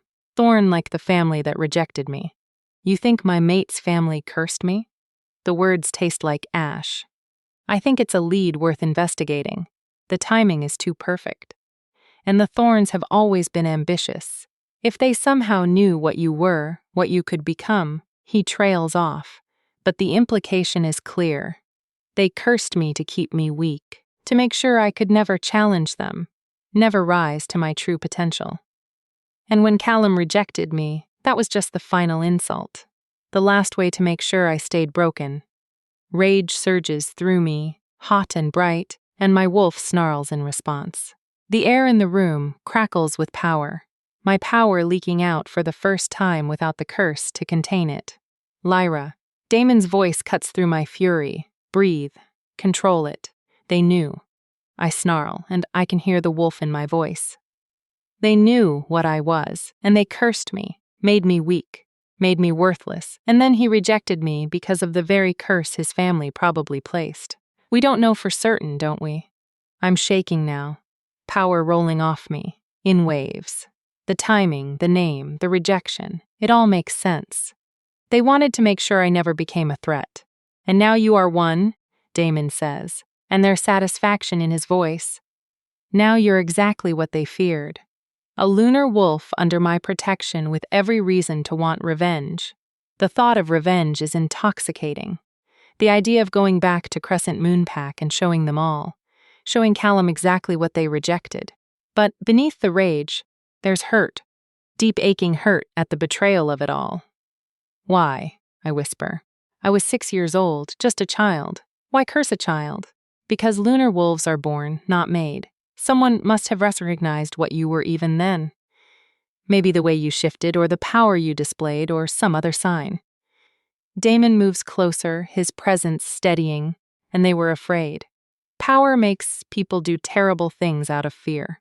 I sink onto the edge of the bed, my anger draining away as quickly as it came, leaving only exhaustion. What happens now? Now we prepare you. Your power is raw, untrained. You need to learn control before you can truly use it. And tonight, we announce what you are to my pack. Let everyone know that you're under my protection. That harming you means answering to me. And then we go back to Crescent Moon Pack. His eyes glow brighter. We find out the truth about who cursed you. We get justice. And we make sure they understand exactly what they tried to destroy. The promise in his voice sends shivers down my spine. Not fear, but anticipation. The Alpha King is offering me something I never thought I'd have. Retribution. Why are you doing this? I ask quietly. You've broken my curse, given me a home, and now you're offering to help me get revenge. Why? What do you get out of this? He studies me for a long moment. Those strange eyes seeing more than I want them to see. 10 years ago, he says finally, I failed to save a lunar wolf. I watched them die because I didn't act quickly enough. Didn't have the knowledge I needed. I made myself a promise that day. If I ever found another lunar wolf, I would do everything in my power to protect them, to give them the life they deserved. So, this is about keeping a promise. It started that way, he admits, but it's become more than that. You're not just a lunar wolf, Lyra. You're brave, resilient, stronger than you know, and you deserve justice for what was done to you. Something in my chest tightens at his words, at the genuine conviction in his voice. I don't know how to be what I am. I confess. I spent 17 years believing I was weak. I don't know how to be powerful. You'll learn. He offers me his hand. I'll teach you. We'll figure it out together. I look at his hand, strong, scarred, steady. The hand of someone who's fought battles I can't imagine, who's carried responsibilities I can't comprehend, but who's offering to carry this burden with me. I take his hand together. I agree. His fingers close around mine, and I feel it again. That connection that's not the mate bond, but something else. Something chosen, not destined, something that might be even more powerful because of that choice. Rest a few more hours, he says. Tonight will be overwhelming. The whole pack will be there and they'll all want to see the lunar wolf. You'll need your strength. Will you stay?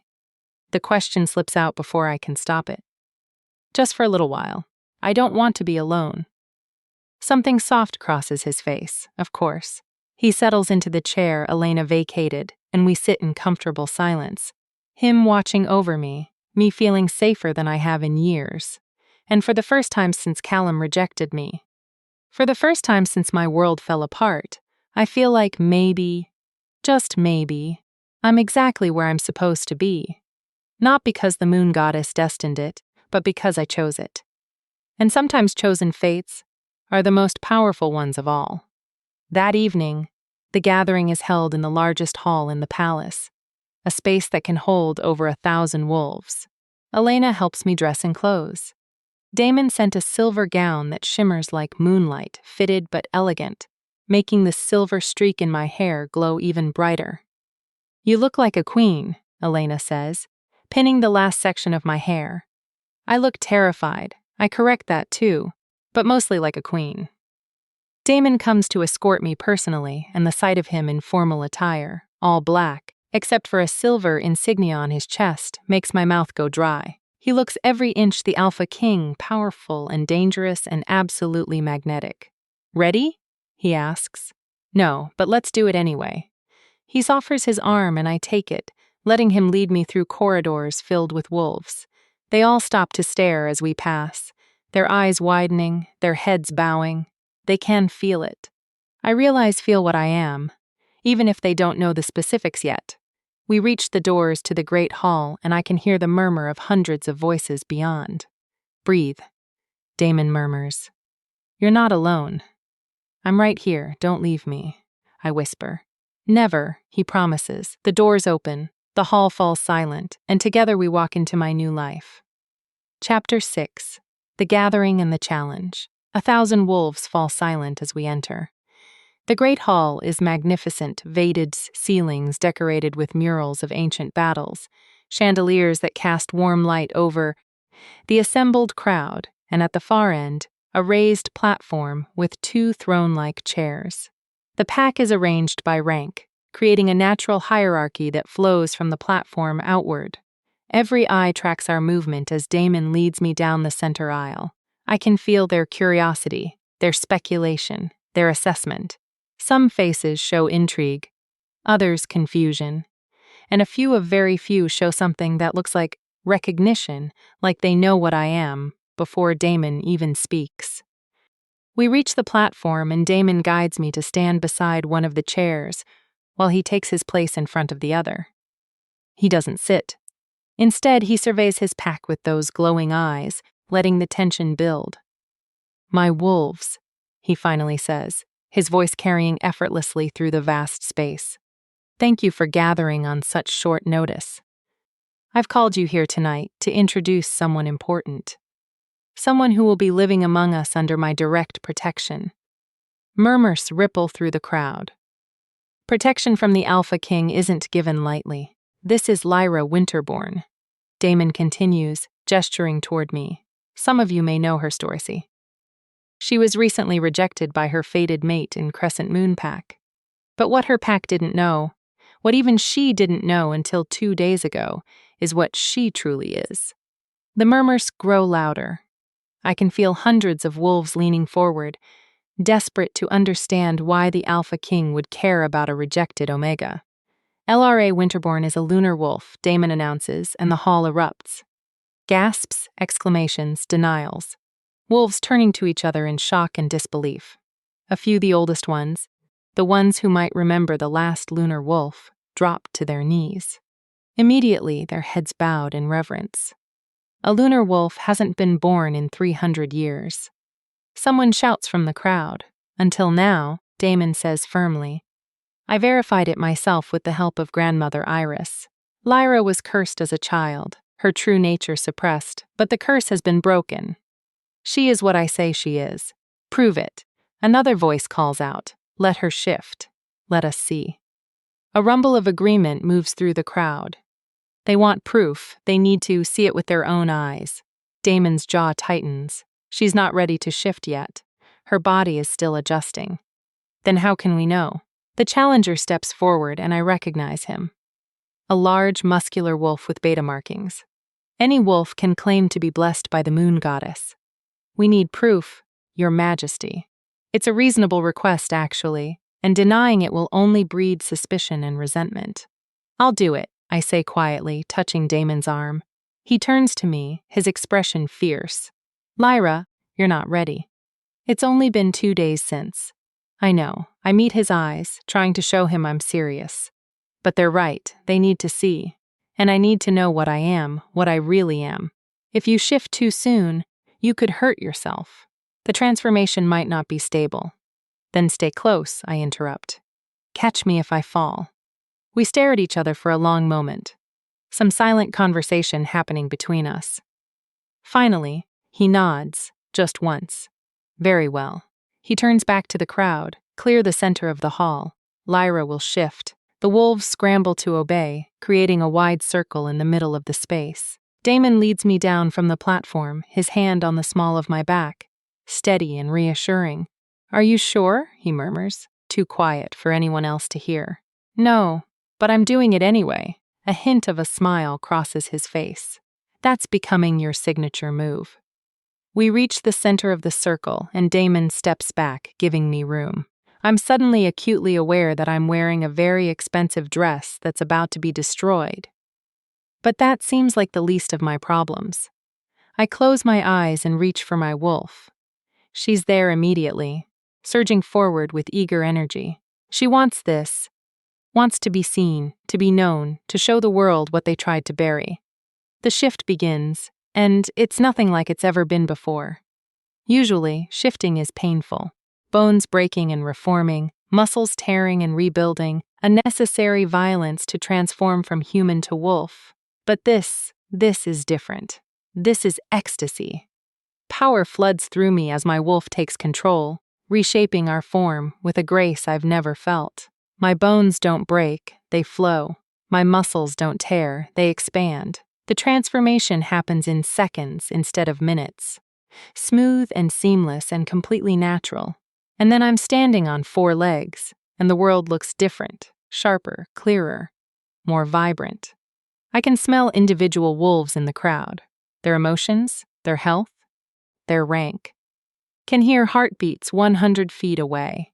Can feel the pull of the moon, even though we're inside, even though it's not visible. But more than that, I can feel my size, my power. I'm huge, easily the size of an alpha male, possibly larger. My fur is silver white, shimmering with an ethereal glow that casts light across the stone floor. My eyes, I can't see them, but I can feel them burning with that strange lunar luminescence. The hall is completely silent, every wolf frozen, staring at me with their expressions range from awe to terror to reverence. Then, as one, they drop to their knees. All of them, even the betas, even the ranked wolves, who would normally only bow to the Alpha King himself. All except Damon. He stands before me, his eyes meeting mine. And something passes between us. Recognition, respect, maybe even something more. Behold, he says, his voice carrying through the silent hall, a lunar wolf blessed by the moon goddess herself under my protection. And therefore, under the protection of this entire pack, he holds my gaze. And I see the question there. Are you okay? I'm more than okay. I'm powerful. I'm free. I'm everything I was supposed to be. I shift back to human form. And again, it's effortless, smooth, natural. Elena appears immediately with a robe, wrapping it around me before anyone can see too much. And I'm grateful for her efficiency. Does anyone else require proof? Damon asks, a dangerous edge to his voice. Silence. No one dares speak. Good. Then let me be absolutely clear. His alpha power radiates outward, making even me want to bare my throat in submission. Lyra Winterborn is under my personal protection. Anyone who harms her, threatens her, or even speaks ill of her will answer directly to me. Is that understood? A chorus of yes, Your Majesty, echoes through the hall. Excellent. Now, Damon begins, but he's cut off by a commotion at the hall's entrance. The doors burst open, and a group of wolves enters. They're clearly not from this pack. Their clothes mark them as travelers, and their bearing suggests they're ranked wolves from somewhere else. But it's the man leading them who makes my blood run cold. Callum Thorne, my rejected mate, here in Damon's hall, looking shocked and furious in equal measure. What is the meaning of this interruption? Damon's voice drops to something lethal. This is a private pack gathering. Alpha King, Callum says, bowing his head in a show of respect that seems forced. Forgive the intrusion. We've traveled from Crescent Moonac with urgent news for you. What news requires you to barge into my hall unannounced? News about Callum's eyes find me and shock registers on his face. Lyra, what are you doing here? I don't answer. Can't answer. My throat has closed up with the sudden surge of emotions. Anger, hurt, humiliation, and beneath it all, a small voice wondering if he regrets his rejection now that he can see what I really am. Miss Winterbourne is my guest, Damon says coldly. And you didn't answer my question. What news? Callum tears his gaze from me with visible effort. Alpha Dominic sent us to inform you that there's been an incident. A witch was found dead on our territory 3 days ago. Murdered. We believe it might be connected to the old magic you were investigating. The temperature in the hall seems to drop 10 degrees. Damon's power surges, making the air crackle with tension. A witch, he asks too calmly. What witch? We don't know her name yet. But she was old, Your Majesty, very old, and she had marks of dark magic use all over her body. Callum hesitates. The elders think she might have been the one who cursed someone in our pack. Morgana Thorne. It has to be the witch who disappeared 17 years ago, now turning up dead on the same territory where she placed the curse. That's convenient timing, Damon says, and there's no mistaking the suspicion in his voice. A witch connected to dark magic shows up dead just days after I visit your pack. Investigating a curse. Your Majesty, I assure you, we had nothing to do with, didn't you? Damon steps forward and Callum actually backs up. Tell me, Callum Thorne, does the name Morgana Thorne mean anything to you? Callum's face goes pale. She's my great-aunt, but she disappeared before I was born. No one's heard from her in 17 years, I say, finding my voice. She disappeared 17 years ago. Right after I was cursed, Callum's eyes snapped back to me. Cursed? Lyra? What are you talking about? I'm talking about the suppression curse that was placed on me when I was 6 years old. The curse that made me appear weak, made my wolf seem small, gave you every excuse to reject me as worthless. My voice is steady now, cold. The curse that your great-aunt probably cast. That's insane. Callum sputters. Why would my family curse you? We didn't even know you back then, didn't you? Damon interrupts. Your families have lived in the same pack for generations. Your father is the Alpha's nephew. Her father is the Beta. You're telling me there's no connection? I'm telling you I had nothing to do with any curse. Callum's face is flushed now, angry and defensive, and neither did my family. My great-aunt was always strange, always into dark magic. But she disappeared long before. Before what? I ask. Before I became inconvenient. Before I could challenge your family's position in the pack. You couldn't challenge anyone. Callum snaps, then seems to realize what he said. I mean, before the curse was broken, you were weak. I finish for him. Yes. I was because someone made me weak. Someone who didn't want me to grow into my power. What power? But even as he asks, I see understanding dawn on his face. See him take in the silver in my hair, the glow in my eyes, the way every wolf in this hall is watching me with reverence. No, you can't be a lunar wolf. Damon confirms. The mate you rejected is one of the rarest, most powerful wolves in existence. She was always meant to be extraordinary. Someone just made sure she never realized it. The color drains from Callum's face completely. He stares at me like he's seeing a ghost. If I had known, you would have done what? I ask, and I'm surprised by how calm I sound. Kept me, used me, tried to control my power for your own gain. I would have. He stops, seeming to realize there's no good answer. Lyra, I'm sorry. I didn't know. You have to believe me. I don't have to believe anything. I step closer to him and I see him flinch. Good. You rejected me, Callum. You looked at me and decided I wasn't worth keeping. That rejection saved my life, brought me here, led to the curse being broken. So maybe I should be thanking you.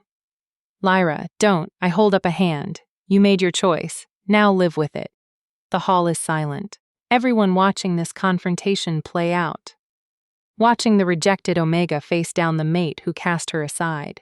The witch's body, Damon says, drawing attention back to the larger issue. I want to see it, and I want access to the Thorne family records going back at least 20 years. Your Majesty, I'm not sure my family will. I wasn't asking for permission. Damon's voice drops to something dangerous. A lunar wolf was cursed on your pack's territory, possibly by a member of your own family. That makes this my business. You can cooperate willingly, or I can make cooperation mandatory. Your choice. Callum swallows hard. Of course, Your Majesty. Whatever you need. Good. We'll return to Crescent Moonak tomorrow. Damon turns to me.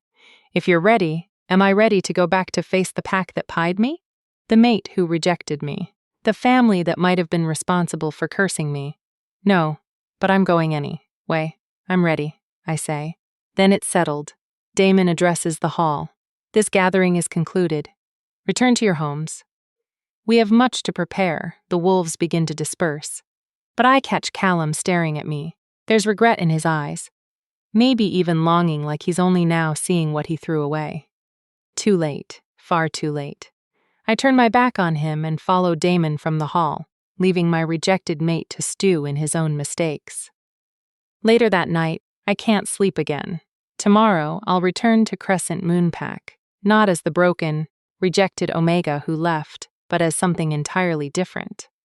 A lunar wolf under the Alpha King's protection. Someone with power and purpose. But beneath the anticipation, there's fear. What if Morgana Thorne's death isn't a coincidence? What if someone killed her to cover their tracks? What if going back puts me in danger? A soft knock at my door interrupts my spiraling thoughts. Come in, I call. Damon enters, still dressed from the gathering, looking tired in a way I haven't seen before. Like the weight of his responsibilities is particularly heavy tonight. Can't sleep either? I ask. Too much to think about. He sits in the chair by my bed, the same one he's occupied before, like it's becoming his place. How are you feeling? That was a lot for one evening. I'm okay, better than okay, actually. I pull my knees up to my chest, seeing Callum's face when he realized what I am. That felt good.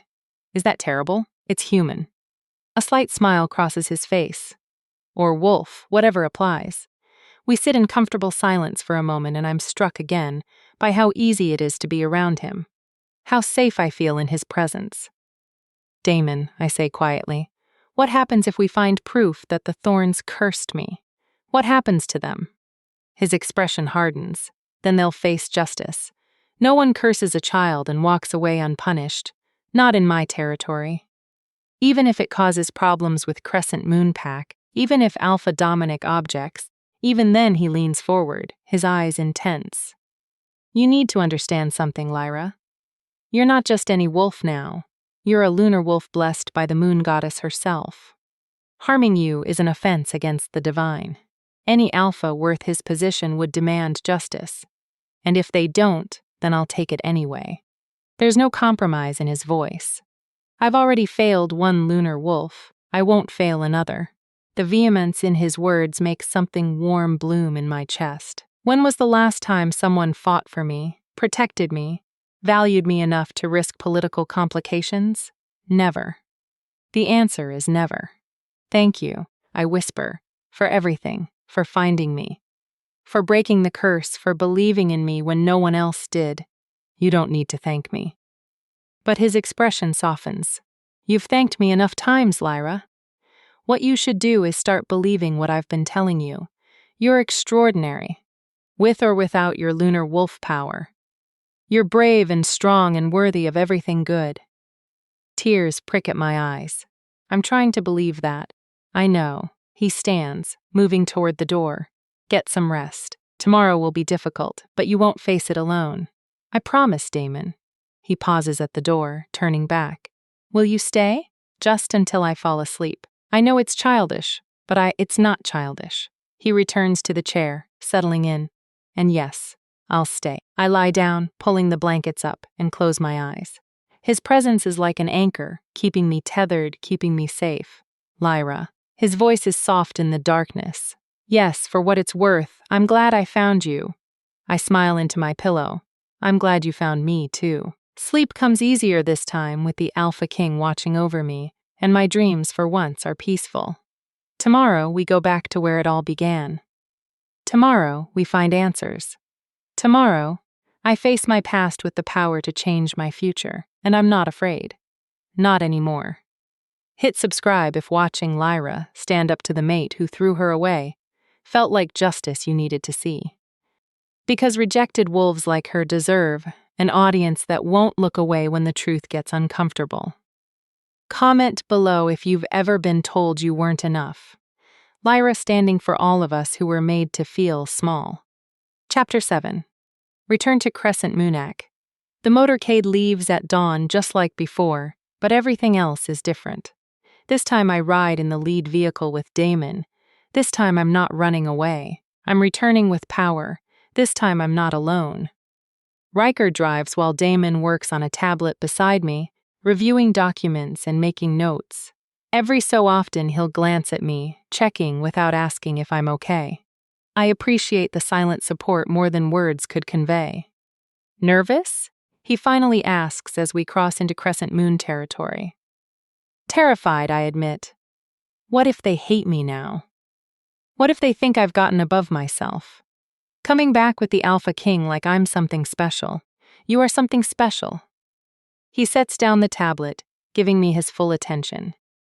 And if they hate you for claiming your power, for refusing to stay small and broken, then that says everything about them and nothing about you.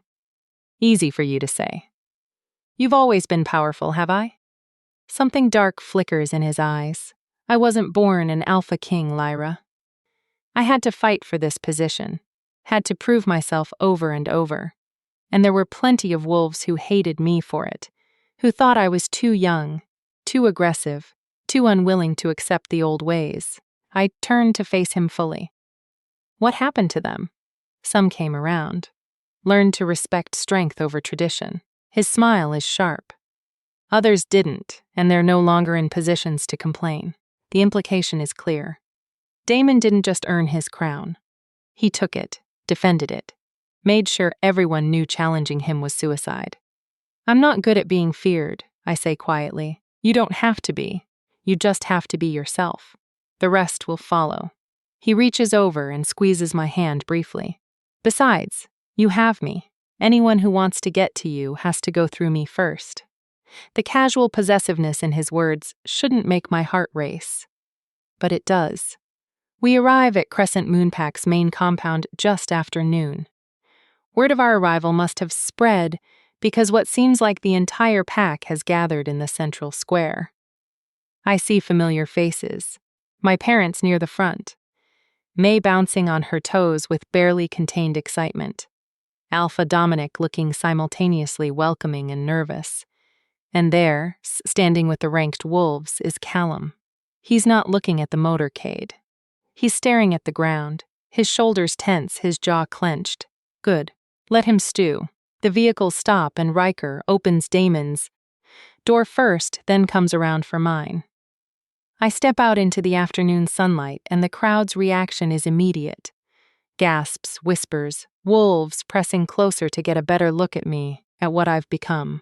I'm wearing clothes Elena selected: sleek black pants, a silver blouse that matches the streak in my hair, and boots made for both fashion and function.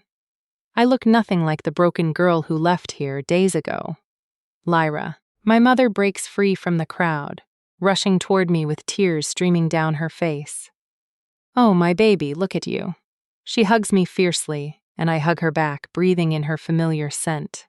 My father joins us, his arms coming around us both, and for a moment, I'm just their daughter again, not a lunar wolf, not someone important, just Lyra. We heard what happened, my father murmurs. That you're what you are. I can't believe we never knew. No one knew, I say, pulling back to look at them. That was the point of the curse, which we will be investigating thoroughly, Damon says, joining us. His presence immediately makes the crowd quiet, every wolf turning their attention to him. Alpha Dominic, shall we speak privately? Of course, Your Majesty. Dominic gestures toward the Alpha House. I've prepared rooms for you and your men, and the body is being kept in cold storage as you requested. Good. We'll examine it after we've settled in. Damon glances at me. Lyra, you should spend time with your family. I'll send for you when we're ready to investigate. It's not a request, but it's not quite a command either. More like a suggestion from someone who wants me to be comfortable. The consideration makes something warm bloom in my chest. Okay, I agree. Damon and his men follow Dominic toward the Alpha House, leaving me with my parents and the crowd of curious onlookers. May appears at my side immediately, linking her arm through mine. You have to tell me everything, she demands. Everything? What's the capital like? What's the Alpha King like? Are the rumors about his palace true? Does he really have a throne room made of silver? May, let her breathe. My mother chides, but she's smiling. We walk back to our family home and it feels surreal. Everything looks the same. The same streets I walked as a child, the same houses, the same trees. But I'm different. Fundamentally, irreversibly different. Inside, my mother immediately starts making tea while May peppers me with questions. My father sits heavily in his chair, studying me with an expression I can't quite read. Dad, I ask. What's wrong? Nothing's wrong. He shakes his head. I'm trying to understand how we missed it.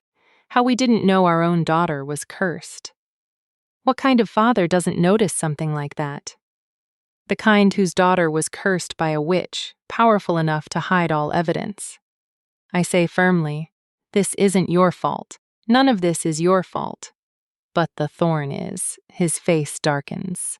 If they really did curse you, if they knew what you were and tried to suppress it, that's an act of war against our family, against the entire pack. Which is why the Alpha King is investigating, my mother says, bringing over tea.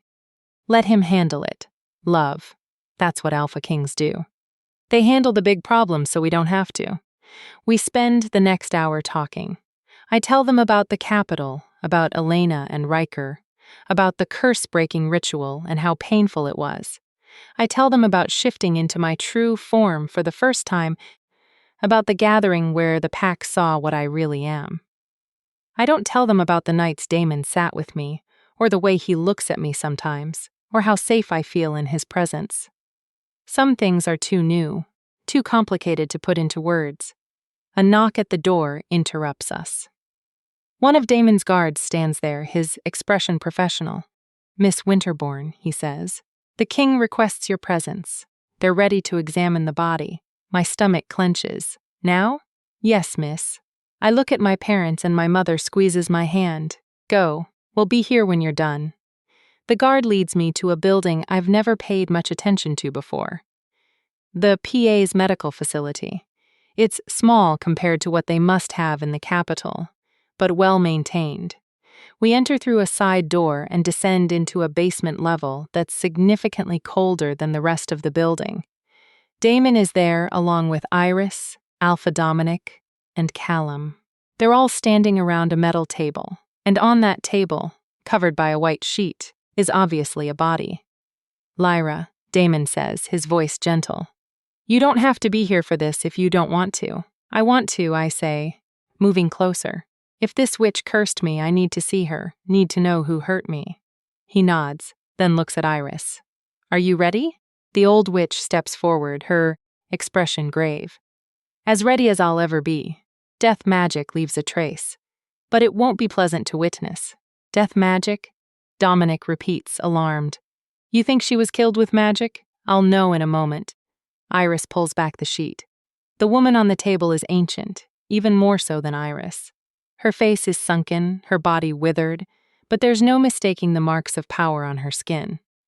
Tattoos cover her arms and chest, symbols that seem to writhe even though she's dead. Her eyes are open, milky white, staring at nothing. Morgana Thorne, Callum says quietly, and so I've seen pictures.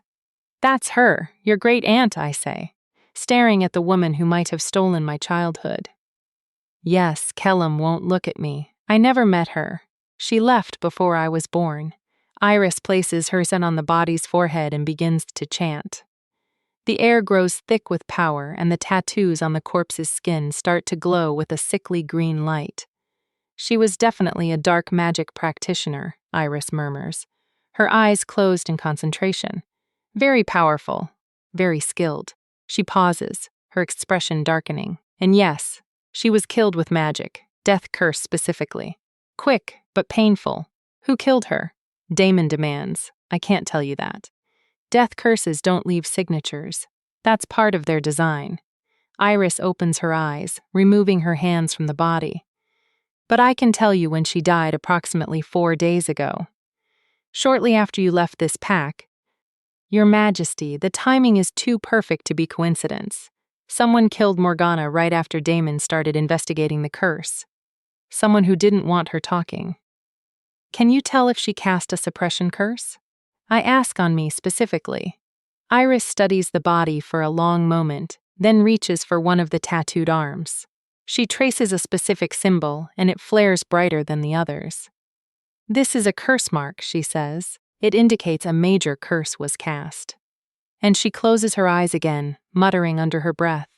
Yes, I can feel the echo of it. A suppression curse placed on a child approximately 17 years ago. The confirmation hits me like a physical blow. This woman, this witch cursed me, stole my childhood, my power, my future, made me believe I was weak when I was strong. Why? I whisper. Why would she do it? That's what we need to find out, Damon says. He turns to Callum. Your family records. I need to see them. Now, Callum's face is pale. Your Majesty, I swear we didn't know. My family were not involved with dark magic. We wouldn't. Your great-aunt was involved with dark magic. Damon interrupts coldly. She cursed a child who grew up in the same pack as you. Your family has questions to answer. Whether you knew about it or not. The records are at my family's home. Callum says quietly. I'll take you there. We leave the medical facility in a grim procession. Damon, Iris, Riker, myself, Callum, and Alpha Dominic. The Thorne family home is on the edge of the Pax's territory, a large house that speaks of old money and established power. Callum's father, the Alpha's nephew, meets us at the door. He's an older version of Callum with the same amber eyes and sharp features. But there's a hardness to him that his son lacks. Alpha King, he says, bowing his head. This is unexpected. How can I help you? We need to see your family records, Damon says bluntly. Specifically, anything relating to Morgana Thorne and the time period 17 years ago. The man's expression doesn't change, but I see his jaw tighten. May I ask why? No. Damon's voice drops to something dangerous. You may show me the records, or I can have my men tear this house apart looking for them. Your choice. After a tense moment, Callum's father nods.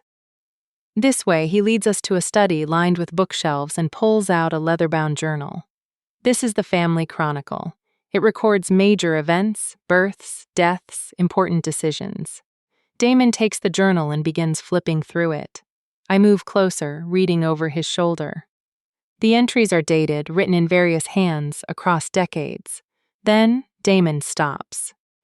His finger points to an entry dated 17 years ago, just a few months after I would have been cursed. Payment rendered to MT for services regarding the Beta's daughter.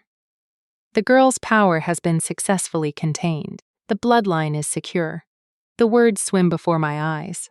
Payment services. My power contained. The bloodline is secure. I read aloud, my voice shaking. What does that mean? Callum's father has gone completely white. I don't know. I was young when that was written. I didn't know who wrote this, Damon demands. My father. He died 10 years ago. How convenient. Damon's eyes are glowing now, power radiating off him in waves. Your father paid to have a child cursed. Why? I don't know. The man actually backs up, fear evident on his face. I swear I knew nothing about this. But you can guess, I say, and suddenly I understand. You can guess why your father would want to contain my power, why securing the bloodline would matter. The man says nothing, but his silence is answer enough. Tell them, Callum says quietly. He's staring at his father with something like horror. Tell them the truth. His father closes his eyes. There was a prophecy, he says finally. When Lyra was born, one of the pack seers had a vision. She said that the beta's daughter would one day be more powerful than any alpha, that she would change the pack's hierarchy, threaten the established order. So you cursed her, Damon says, his voice deadly calm. You paid a dark witch to suppress a child because you were afraid she might be powerful enough to challenge your position. It wasn't just about position, the man protests weakly. The seer said her power could destroy the pack if it wasn't controlled. We thought we were protecting everyone. You thought you were protecting yourselves, I interrupt. My voice is cold, emotionless. But inside I'm screaming. You were afraid a 6-year-old girl might someday be strong enough to threaten your family status. So, you cursed her, made her weak, made her believe she was worthless. And when your son rejected me as his mate, that was just the final way to keep me in my place, wasn't it? Lyra, I didn't know, Callum says desperately. I swear I had no idea about any of this. Didn't you? I turn on him and I see him flinch. Your family cursed me and you rejected me. Whether you knew the details or not, you played your part perfectly. This is an outrage, Alpha Dominic says, his voice shaking with fury. The Thorns will answer for this. They've violated pack law, divine law. They've violated my law, Damon interrupts. And they'll answer to me. He turns to Riker. Take Callum's father into custody. He'll be tried in the capital for conspiracy to curse a lunar wolf. You can't do that, the man sputters. I'm a ranked wolf in this pack. Alpha Dominic has jurisdiction. Alpha Dominic failed to protect one of his own. Damon says coldly, the moment you cursed a child, blessed by the moon goddess, you made this my business. You'll stand trial before me, and if you're found guilty, you'll face the appropriate punishment. 2 of Damon's guards step forward, grabbing Callum's father by the arms. He struggles briefly, then seems to realize the futility and goes limp. What about me? Callum asks quietly. I didn't know. I didn't do anything. You rejected your mate, I say, based on the false weakness your family created. You might not have known about the curse, but you still hurt me. Still cast me aside like I was nothing. I'm sorry, he whispers. Lyra, I'm so sorry. Your apology means nothing. The words are harsh, but they're true. You made your choice. Now live with it. Damon's hand touches my lower back, gentle and grounding. Are you ready to leave? He asks quietly. I look around the study at the journal that contains the evidence of my curse. At Callum, standing there looking broken at his father being led away in chains. This is what closure looks like. Not clean, not satisfying, just done. Yes, I say. I'm ready. We leave the Thorn house and return to the Alpha's compound. My parents are waiting there, and my mother takes one look at my face and pulls me into her arms. They did it. I tell her, the Thorns. They paid to have me cursed because they were afraid of what I might become. She holds me tighter and I feel her tears soaking into my hair. I'm so sorry, baby. I'm so sorry we didn't protect you. It's not your fault. And I mean it. This isn't about my parents or even about me. This is about fear. Fear of change. Fear of losing power. Fear of a future they couldn't control. We'll leave in the morning. Damon says, give you tonight with your family. I pull back from my mother. Thank you. He nods, then turns to leave, but I catch his arm, stopping him. Damon, I say quietly so only he can hear. Thank you for getting justice, for not letting them get away with what they did. His eyes soften. Always, Lyra. I'll always fight for you. And in that moment, looking into his eyes, feeling his steady presence, I realize something that terrifies and thrills me in equal measure. I'm falling for the Alpha King. Not because of a mate bond, not because of destiny or fate, or the moon goddess's design, but because he sees me, all of me, the broken parts and the powerful parts, the fears and the strength, and he values it all. This wasn't what I expected when he claimed me, but maybe it's exactly what I needed. Chapter 8. The Trial and the Choice. The trial is held 1 week later, in the capital's grand courtroom, a space designed to be imposing, with vated ceilings, marble columns, and a raised platform where Damon sits in judgment. The room is packed with wolves from across the territory. All come to witness justice for a crime that shocked the entire supernatural community. Cursing a lunar wolf.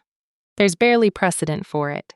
I sit in the front row, flanked by my parents on one side and Elena on the other. Across the aisle, I can see members of the Thorne family who made the journey from Crescent Moonpack, including Callum, who hasn't stopped staring at me since he entered the room. I refuse to look at him. He doesn't deserve even that much acknowledgement. Damon enters and the entire courtroom rises as one. He's dressed in formal robes, black trimmed with silver that make him look every inch the king. He is powerful, commanding, absolutely in control. His eyes scan the room, lingering on me for just a moment, and I see the question there. Are you okay? I nod slightly. I am okay. Or, I will be once this is over. Be seated, Damon commands, and everyone obeys instantly. The proceedings begin with Riker reading the charges. Garrett Thorne, you stand accused of conspiracy to curse a minor, conspiracy to suppress a lunar wolf's power and violation of divine law. How do you plead? Garrett Callum's father stands with his hands bound in silver chains. He looks older than he did a week ago, diminished somehow, but there's still defiance in his eyes. Not guilty, Your Majesty, he says. I acted to protect my pack. You acted to protect your position. Damon interrupts coldly, but will let the evidence speak. Present the first witness. Iris shuffles forward, leaning heavily on a cane, but with her eyes still sharp and bright. She's sworn in, then begins her testimony about the curse she found on Morgana's bodies, the timing of it, the clear evidence that it was cast on a child. And you're certain this curse was the one placed on Miss Winterbourne? The prosecutor asks. Absolutely certain. Iris confirms the magical signature matches perfectly. Morgana Thorne cast a suppression curse on Lyra Winterbourne 17 years ago, and that curse remained in place until the Alpha King broke it 2 weeks ago. Next comes testimony from the pack's old seer, a woman I barely remember, now ancient and frail.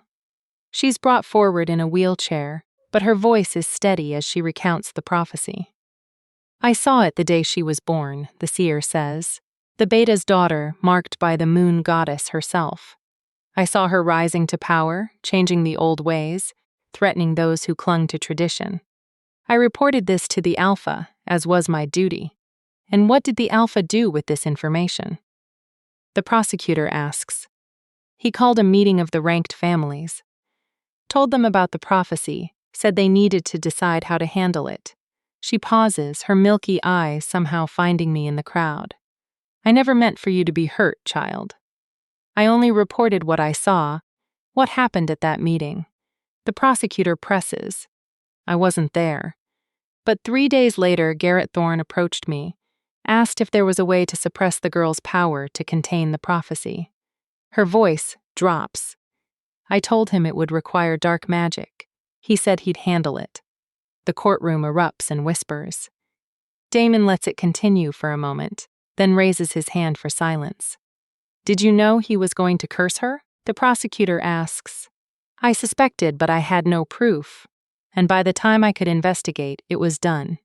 The girl seemed normal, weak even. I thought perhaps I'd been wrong about the prophecy. She looks at me again. I'm sorry. I should have fought harder. The testimony continues. Other witnesses come forward. Pack members who remember Morgana Thorne, who saw Garrett meeting with her, who noticed how I went from a normal child to a strangely weak one almost overnight. Then comes the moment I've been dreading. My turn to testify. I stand on shaking legs and make my way to the witness stand. The courtroom feels massive. Suddenly, all those eyes watching, judging, waiting to see if the cursed girl can hold herself together. I'm sworn in, and the prosecutor begins gently. Miss Winterbourne, can you describe your childhood? Specifically, how you perceived your wolf. I take a breath. I always felt wrong, like my wolf was too small for my body, like she was locked away behind glass. I couldn't shift properly until I was 7. and even then, it was painful and incomplete.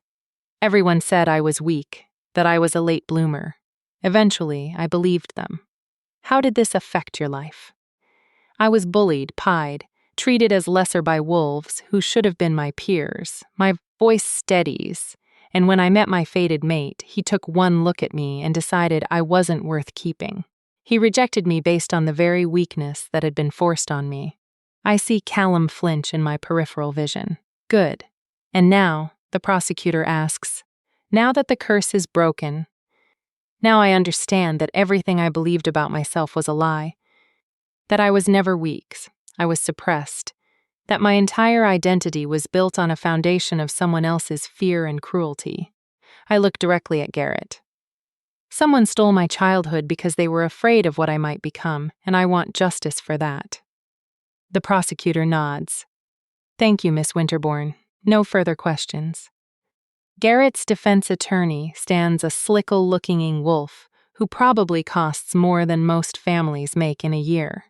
Miss Winterbourne, isn't it true that you've benefited significantly from this curse being broken?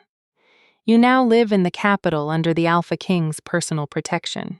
You have resources and opportunities you never would have had in your home pack. Objection.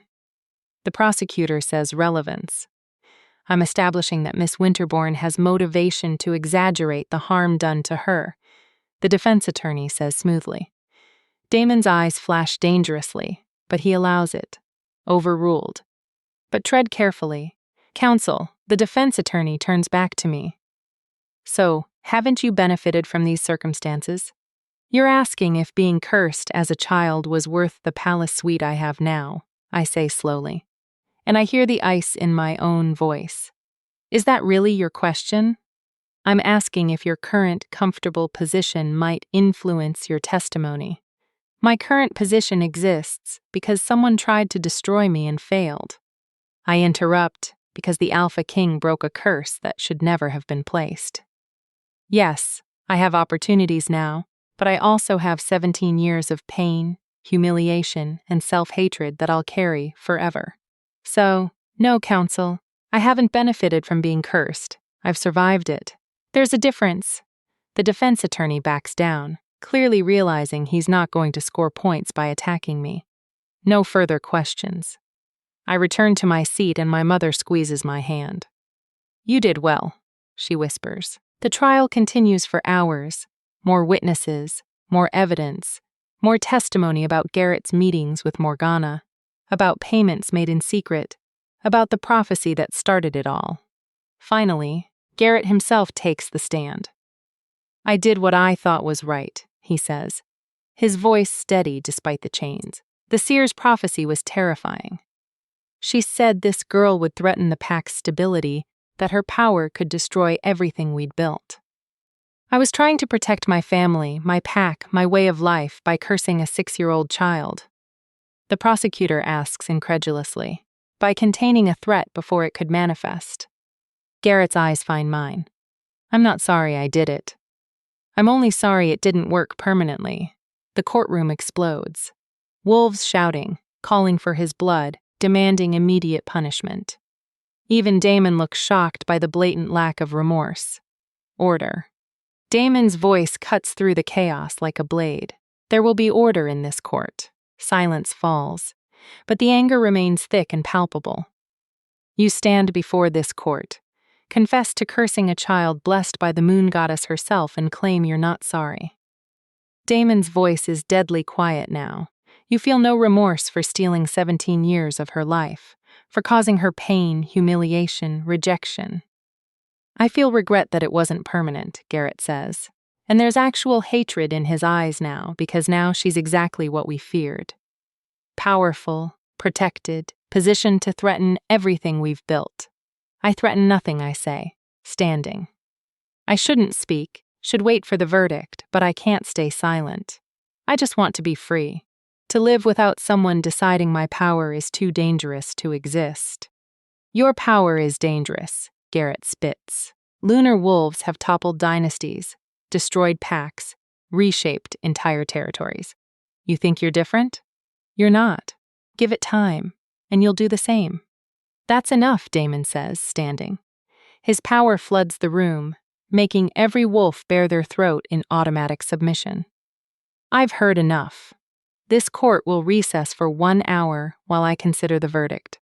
He leaves through the back door and guards escort Garrett back to holding. The courtroom slowly empties. Wolves heading outside to discuss what they've witnessed. I stay seated, unable to move, Garrett's words echoing in my mind. Your power is dangerous. You'll destroy everything. He's wrong, my father says beside me. You're not dangerous. You're strong. There's a difference. Is there? I look at him. He cursed me because he was afraid of what I might become. What if he was right to be afraid? Then everyone should be afraid of everyone, May says fiercely. She's appeared at my other side, her eyes bright with anger. Everyone has the potential to hurt others. That doesn't mean we get to suppress them preemptively. She's right. I know she's right. But the doubt has been planted and it's growing roots. Elena appears at my shoulder. The king wants to see you in his chambers. I follow her through corridors. I'm starting to know by heart to the private rooms Damon uses when court is in session. He's standing by the window, still in his formal robes, looking out at the city below. You wanted to see me? I ask quietly. He turns and the intensity in his eyes makes my breath catch. Are you okay? What Garrett said was designed to hurt me. I know that. I move closer, but it worked. He made me doubt myself. Doubt whether I deserve this power. Lyra, what if he's right? The words burst out of me. What if lunar wolves are dangerous? What if I become the thing he was afraid of? Damon crosses the space between us in 3 strides and takes my face in his hands, forcing me to meet his eyes. Listen to me very carefully. Power isn't dangerous. Fear of power is dangerous. Garrett didn't curse you because you were a threat. He cursed you because he was afraid of change, afraid of losing control, afraid that someone might challenge his authority. But the seer's prophecy, the seer said you'd change things, that you'd threaten the old ways. That's not the same as destroying the pack. His thumbs brush my cheekbones gently. Sometimes things need to change, Lyra. Sometimes the old ways need to be challenged. That doesn't make you a monster. That makes you necessary. I want to believe him, want to accept that my power is a gift, not a curse. But 17 years of believing I was weak, wrong, too much, and not enough all at once, that doesn't disappear overnight. What verdict are you going to give? I ask instead. His hands drop and something dark crosses his face. The one he deserves. Garrett Thorne cursed a child out of fear and pride. He showed no remorse, admitted he'd do it again. Under my law, under divine law, there's only one appropriate punishment. Death, I whisper. Yes. He studies my face. Does that bother you?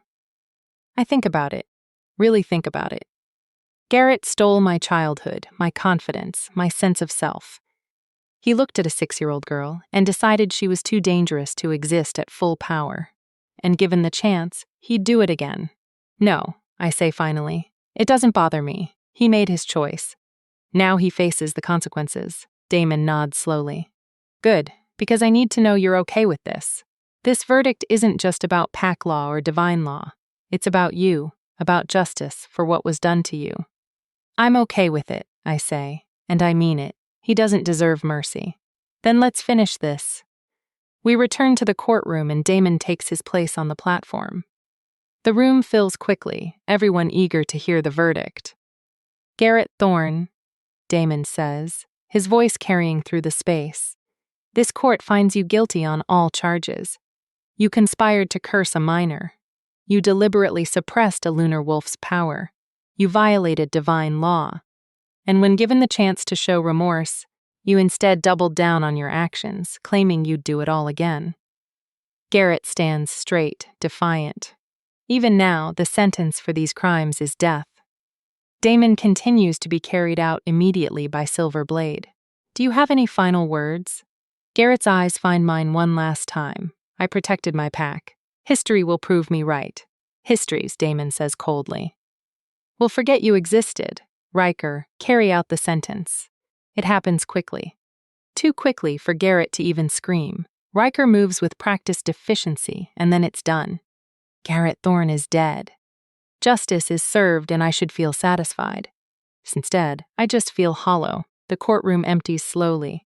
Callum approaches me as I'm leaving, his face pale, his eyes red-rimmed. "Lyra," he says quietly, "I know this doesn't change anything, but I'm sorry for all of it. For my father, for the curse, for rejecting you. I was wrong about everything." I look at him, really look at him for the first time since he rejected me, and I realize something. I don't hate him anymore. I don't even feel angry. I just feel nothing. "Your apology doesn't change what happened," I say. "But I accept it anyway, not for you. For me, because I'm tired of carrying anger around." "Can you ever forgive me?" he asks. I don't know, maybe someday. I turn to leave, then pause. But forgiveness doesn't mean reconciliation, Callum. It doesn't mean we go back to how things were. The mate bond is broken. You rejected me. That's not something we can undo. I know. He swallows hard. I want you to be happy, Lyra, even if it's not with me. Then you'll get your wish, I say. Because I am happy. Happier than I ever was before. It's true. I realize despite everything, the curse, the rejection, the trial, I'm happier now than I was when I believed I was weak. 'Cause now I know my strength. Now I know my worth. And I know someone who sees that worth and values it. I find Damon waiting for me outside the courtroom, and without thinking I walk straight into his arms. He catches me holding me steady, and I breathe in his scent of winter frost and ancient forests. "Thank you," I murmur against his chest. "For everything, for justice, for believing in me always," he says, and I feel his lips brush the top of my head. "I'll always believe in you." We stand like that for a long moment, and I realize that this feeling of safety, of being valued, of being seen, this is what I was always meant to find. Not through a mate bond forced by the moon goddess, but through choice, through trust built day by day, moment by moment. Damon. I pull back to look at him. What happens now? The curse is broken. Justice is served. What comes next? He studies my face, his expression serious. "That depends on you. You can go back to Crescent Moonpack if you want, resume your life there." Or he hesitates, and for the first time I see uncertainty in his eyes. "Or you can stay here in the capital with me." My heart stutters. Stay as what? As whatever you want to be. His hands come up to frame my face, as a member of my pack. As someone under my protection, as he trails off and I see him struggling with something, as what I press as mine, he finally says, "Not because of a bond, not because of fate, but because I choose you. Because I want you here in my life, in my pack, because somewhere between breaking your curse and fighting for your justice, I fell for you, Lyra Winterbourne, and I'm asking no. I'm begging for you to give us a chance." I stare at him stunned. The Alpha King, powerful, commanding, untouchable, is begging me for a chance. "You fell for me," I whisper completely. There's no hesitation in his voice now. "I know it's fast. I know you've been through hell. I know you might not feel the same way, but I had to tell you, had to let you know that this isn't just about protecting a lunar wolf anymore. This is about protecting you, wanting you, choosing you." Joy floods through me, bright and warm and overwhelming. "You're right," I say. "It is fast. It is crazy. And I absolutely feel the same way." His eyes widen. "You do?" "I do." I reach up, touching his face the way he's touching mine. "I don't know when it happened. Maybe when you broke my curse. Maybe when you fought for my justice. Maybe it was earlier when you first told me I wasn't weak. But somewhere along the way, I fell for you too, Damon. Hard." The smile that crosses his face is beautiful, genuine, and unguarded and absolutely radiant. "Then stay," he says. "Stay here with me. Let me court you properly. Let me show you what it means to be chosen, not destined." "Yes," I breathe. "Yes, I'll stay." He kisses me. Then a kiss that's nothing like I imagined a first kiss would be. It's not gentle or tentative. It's claiming and possessive, and full of all the emotion we've been holding back.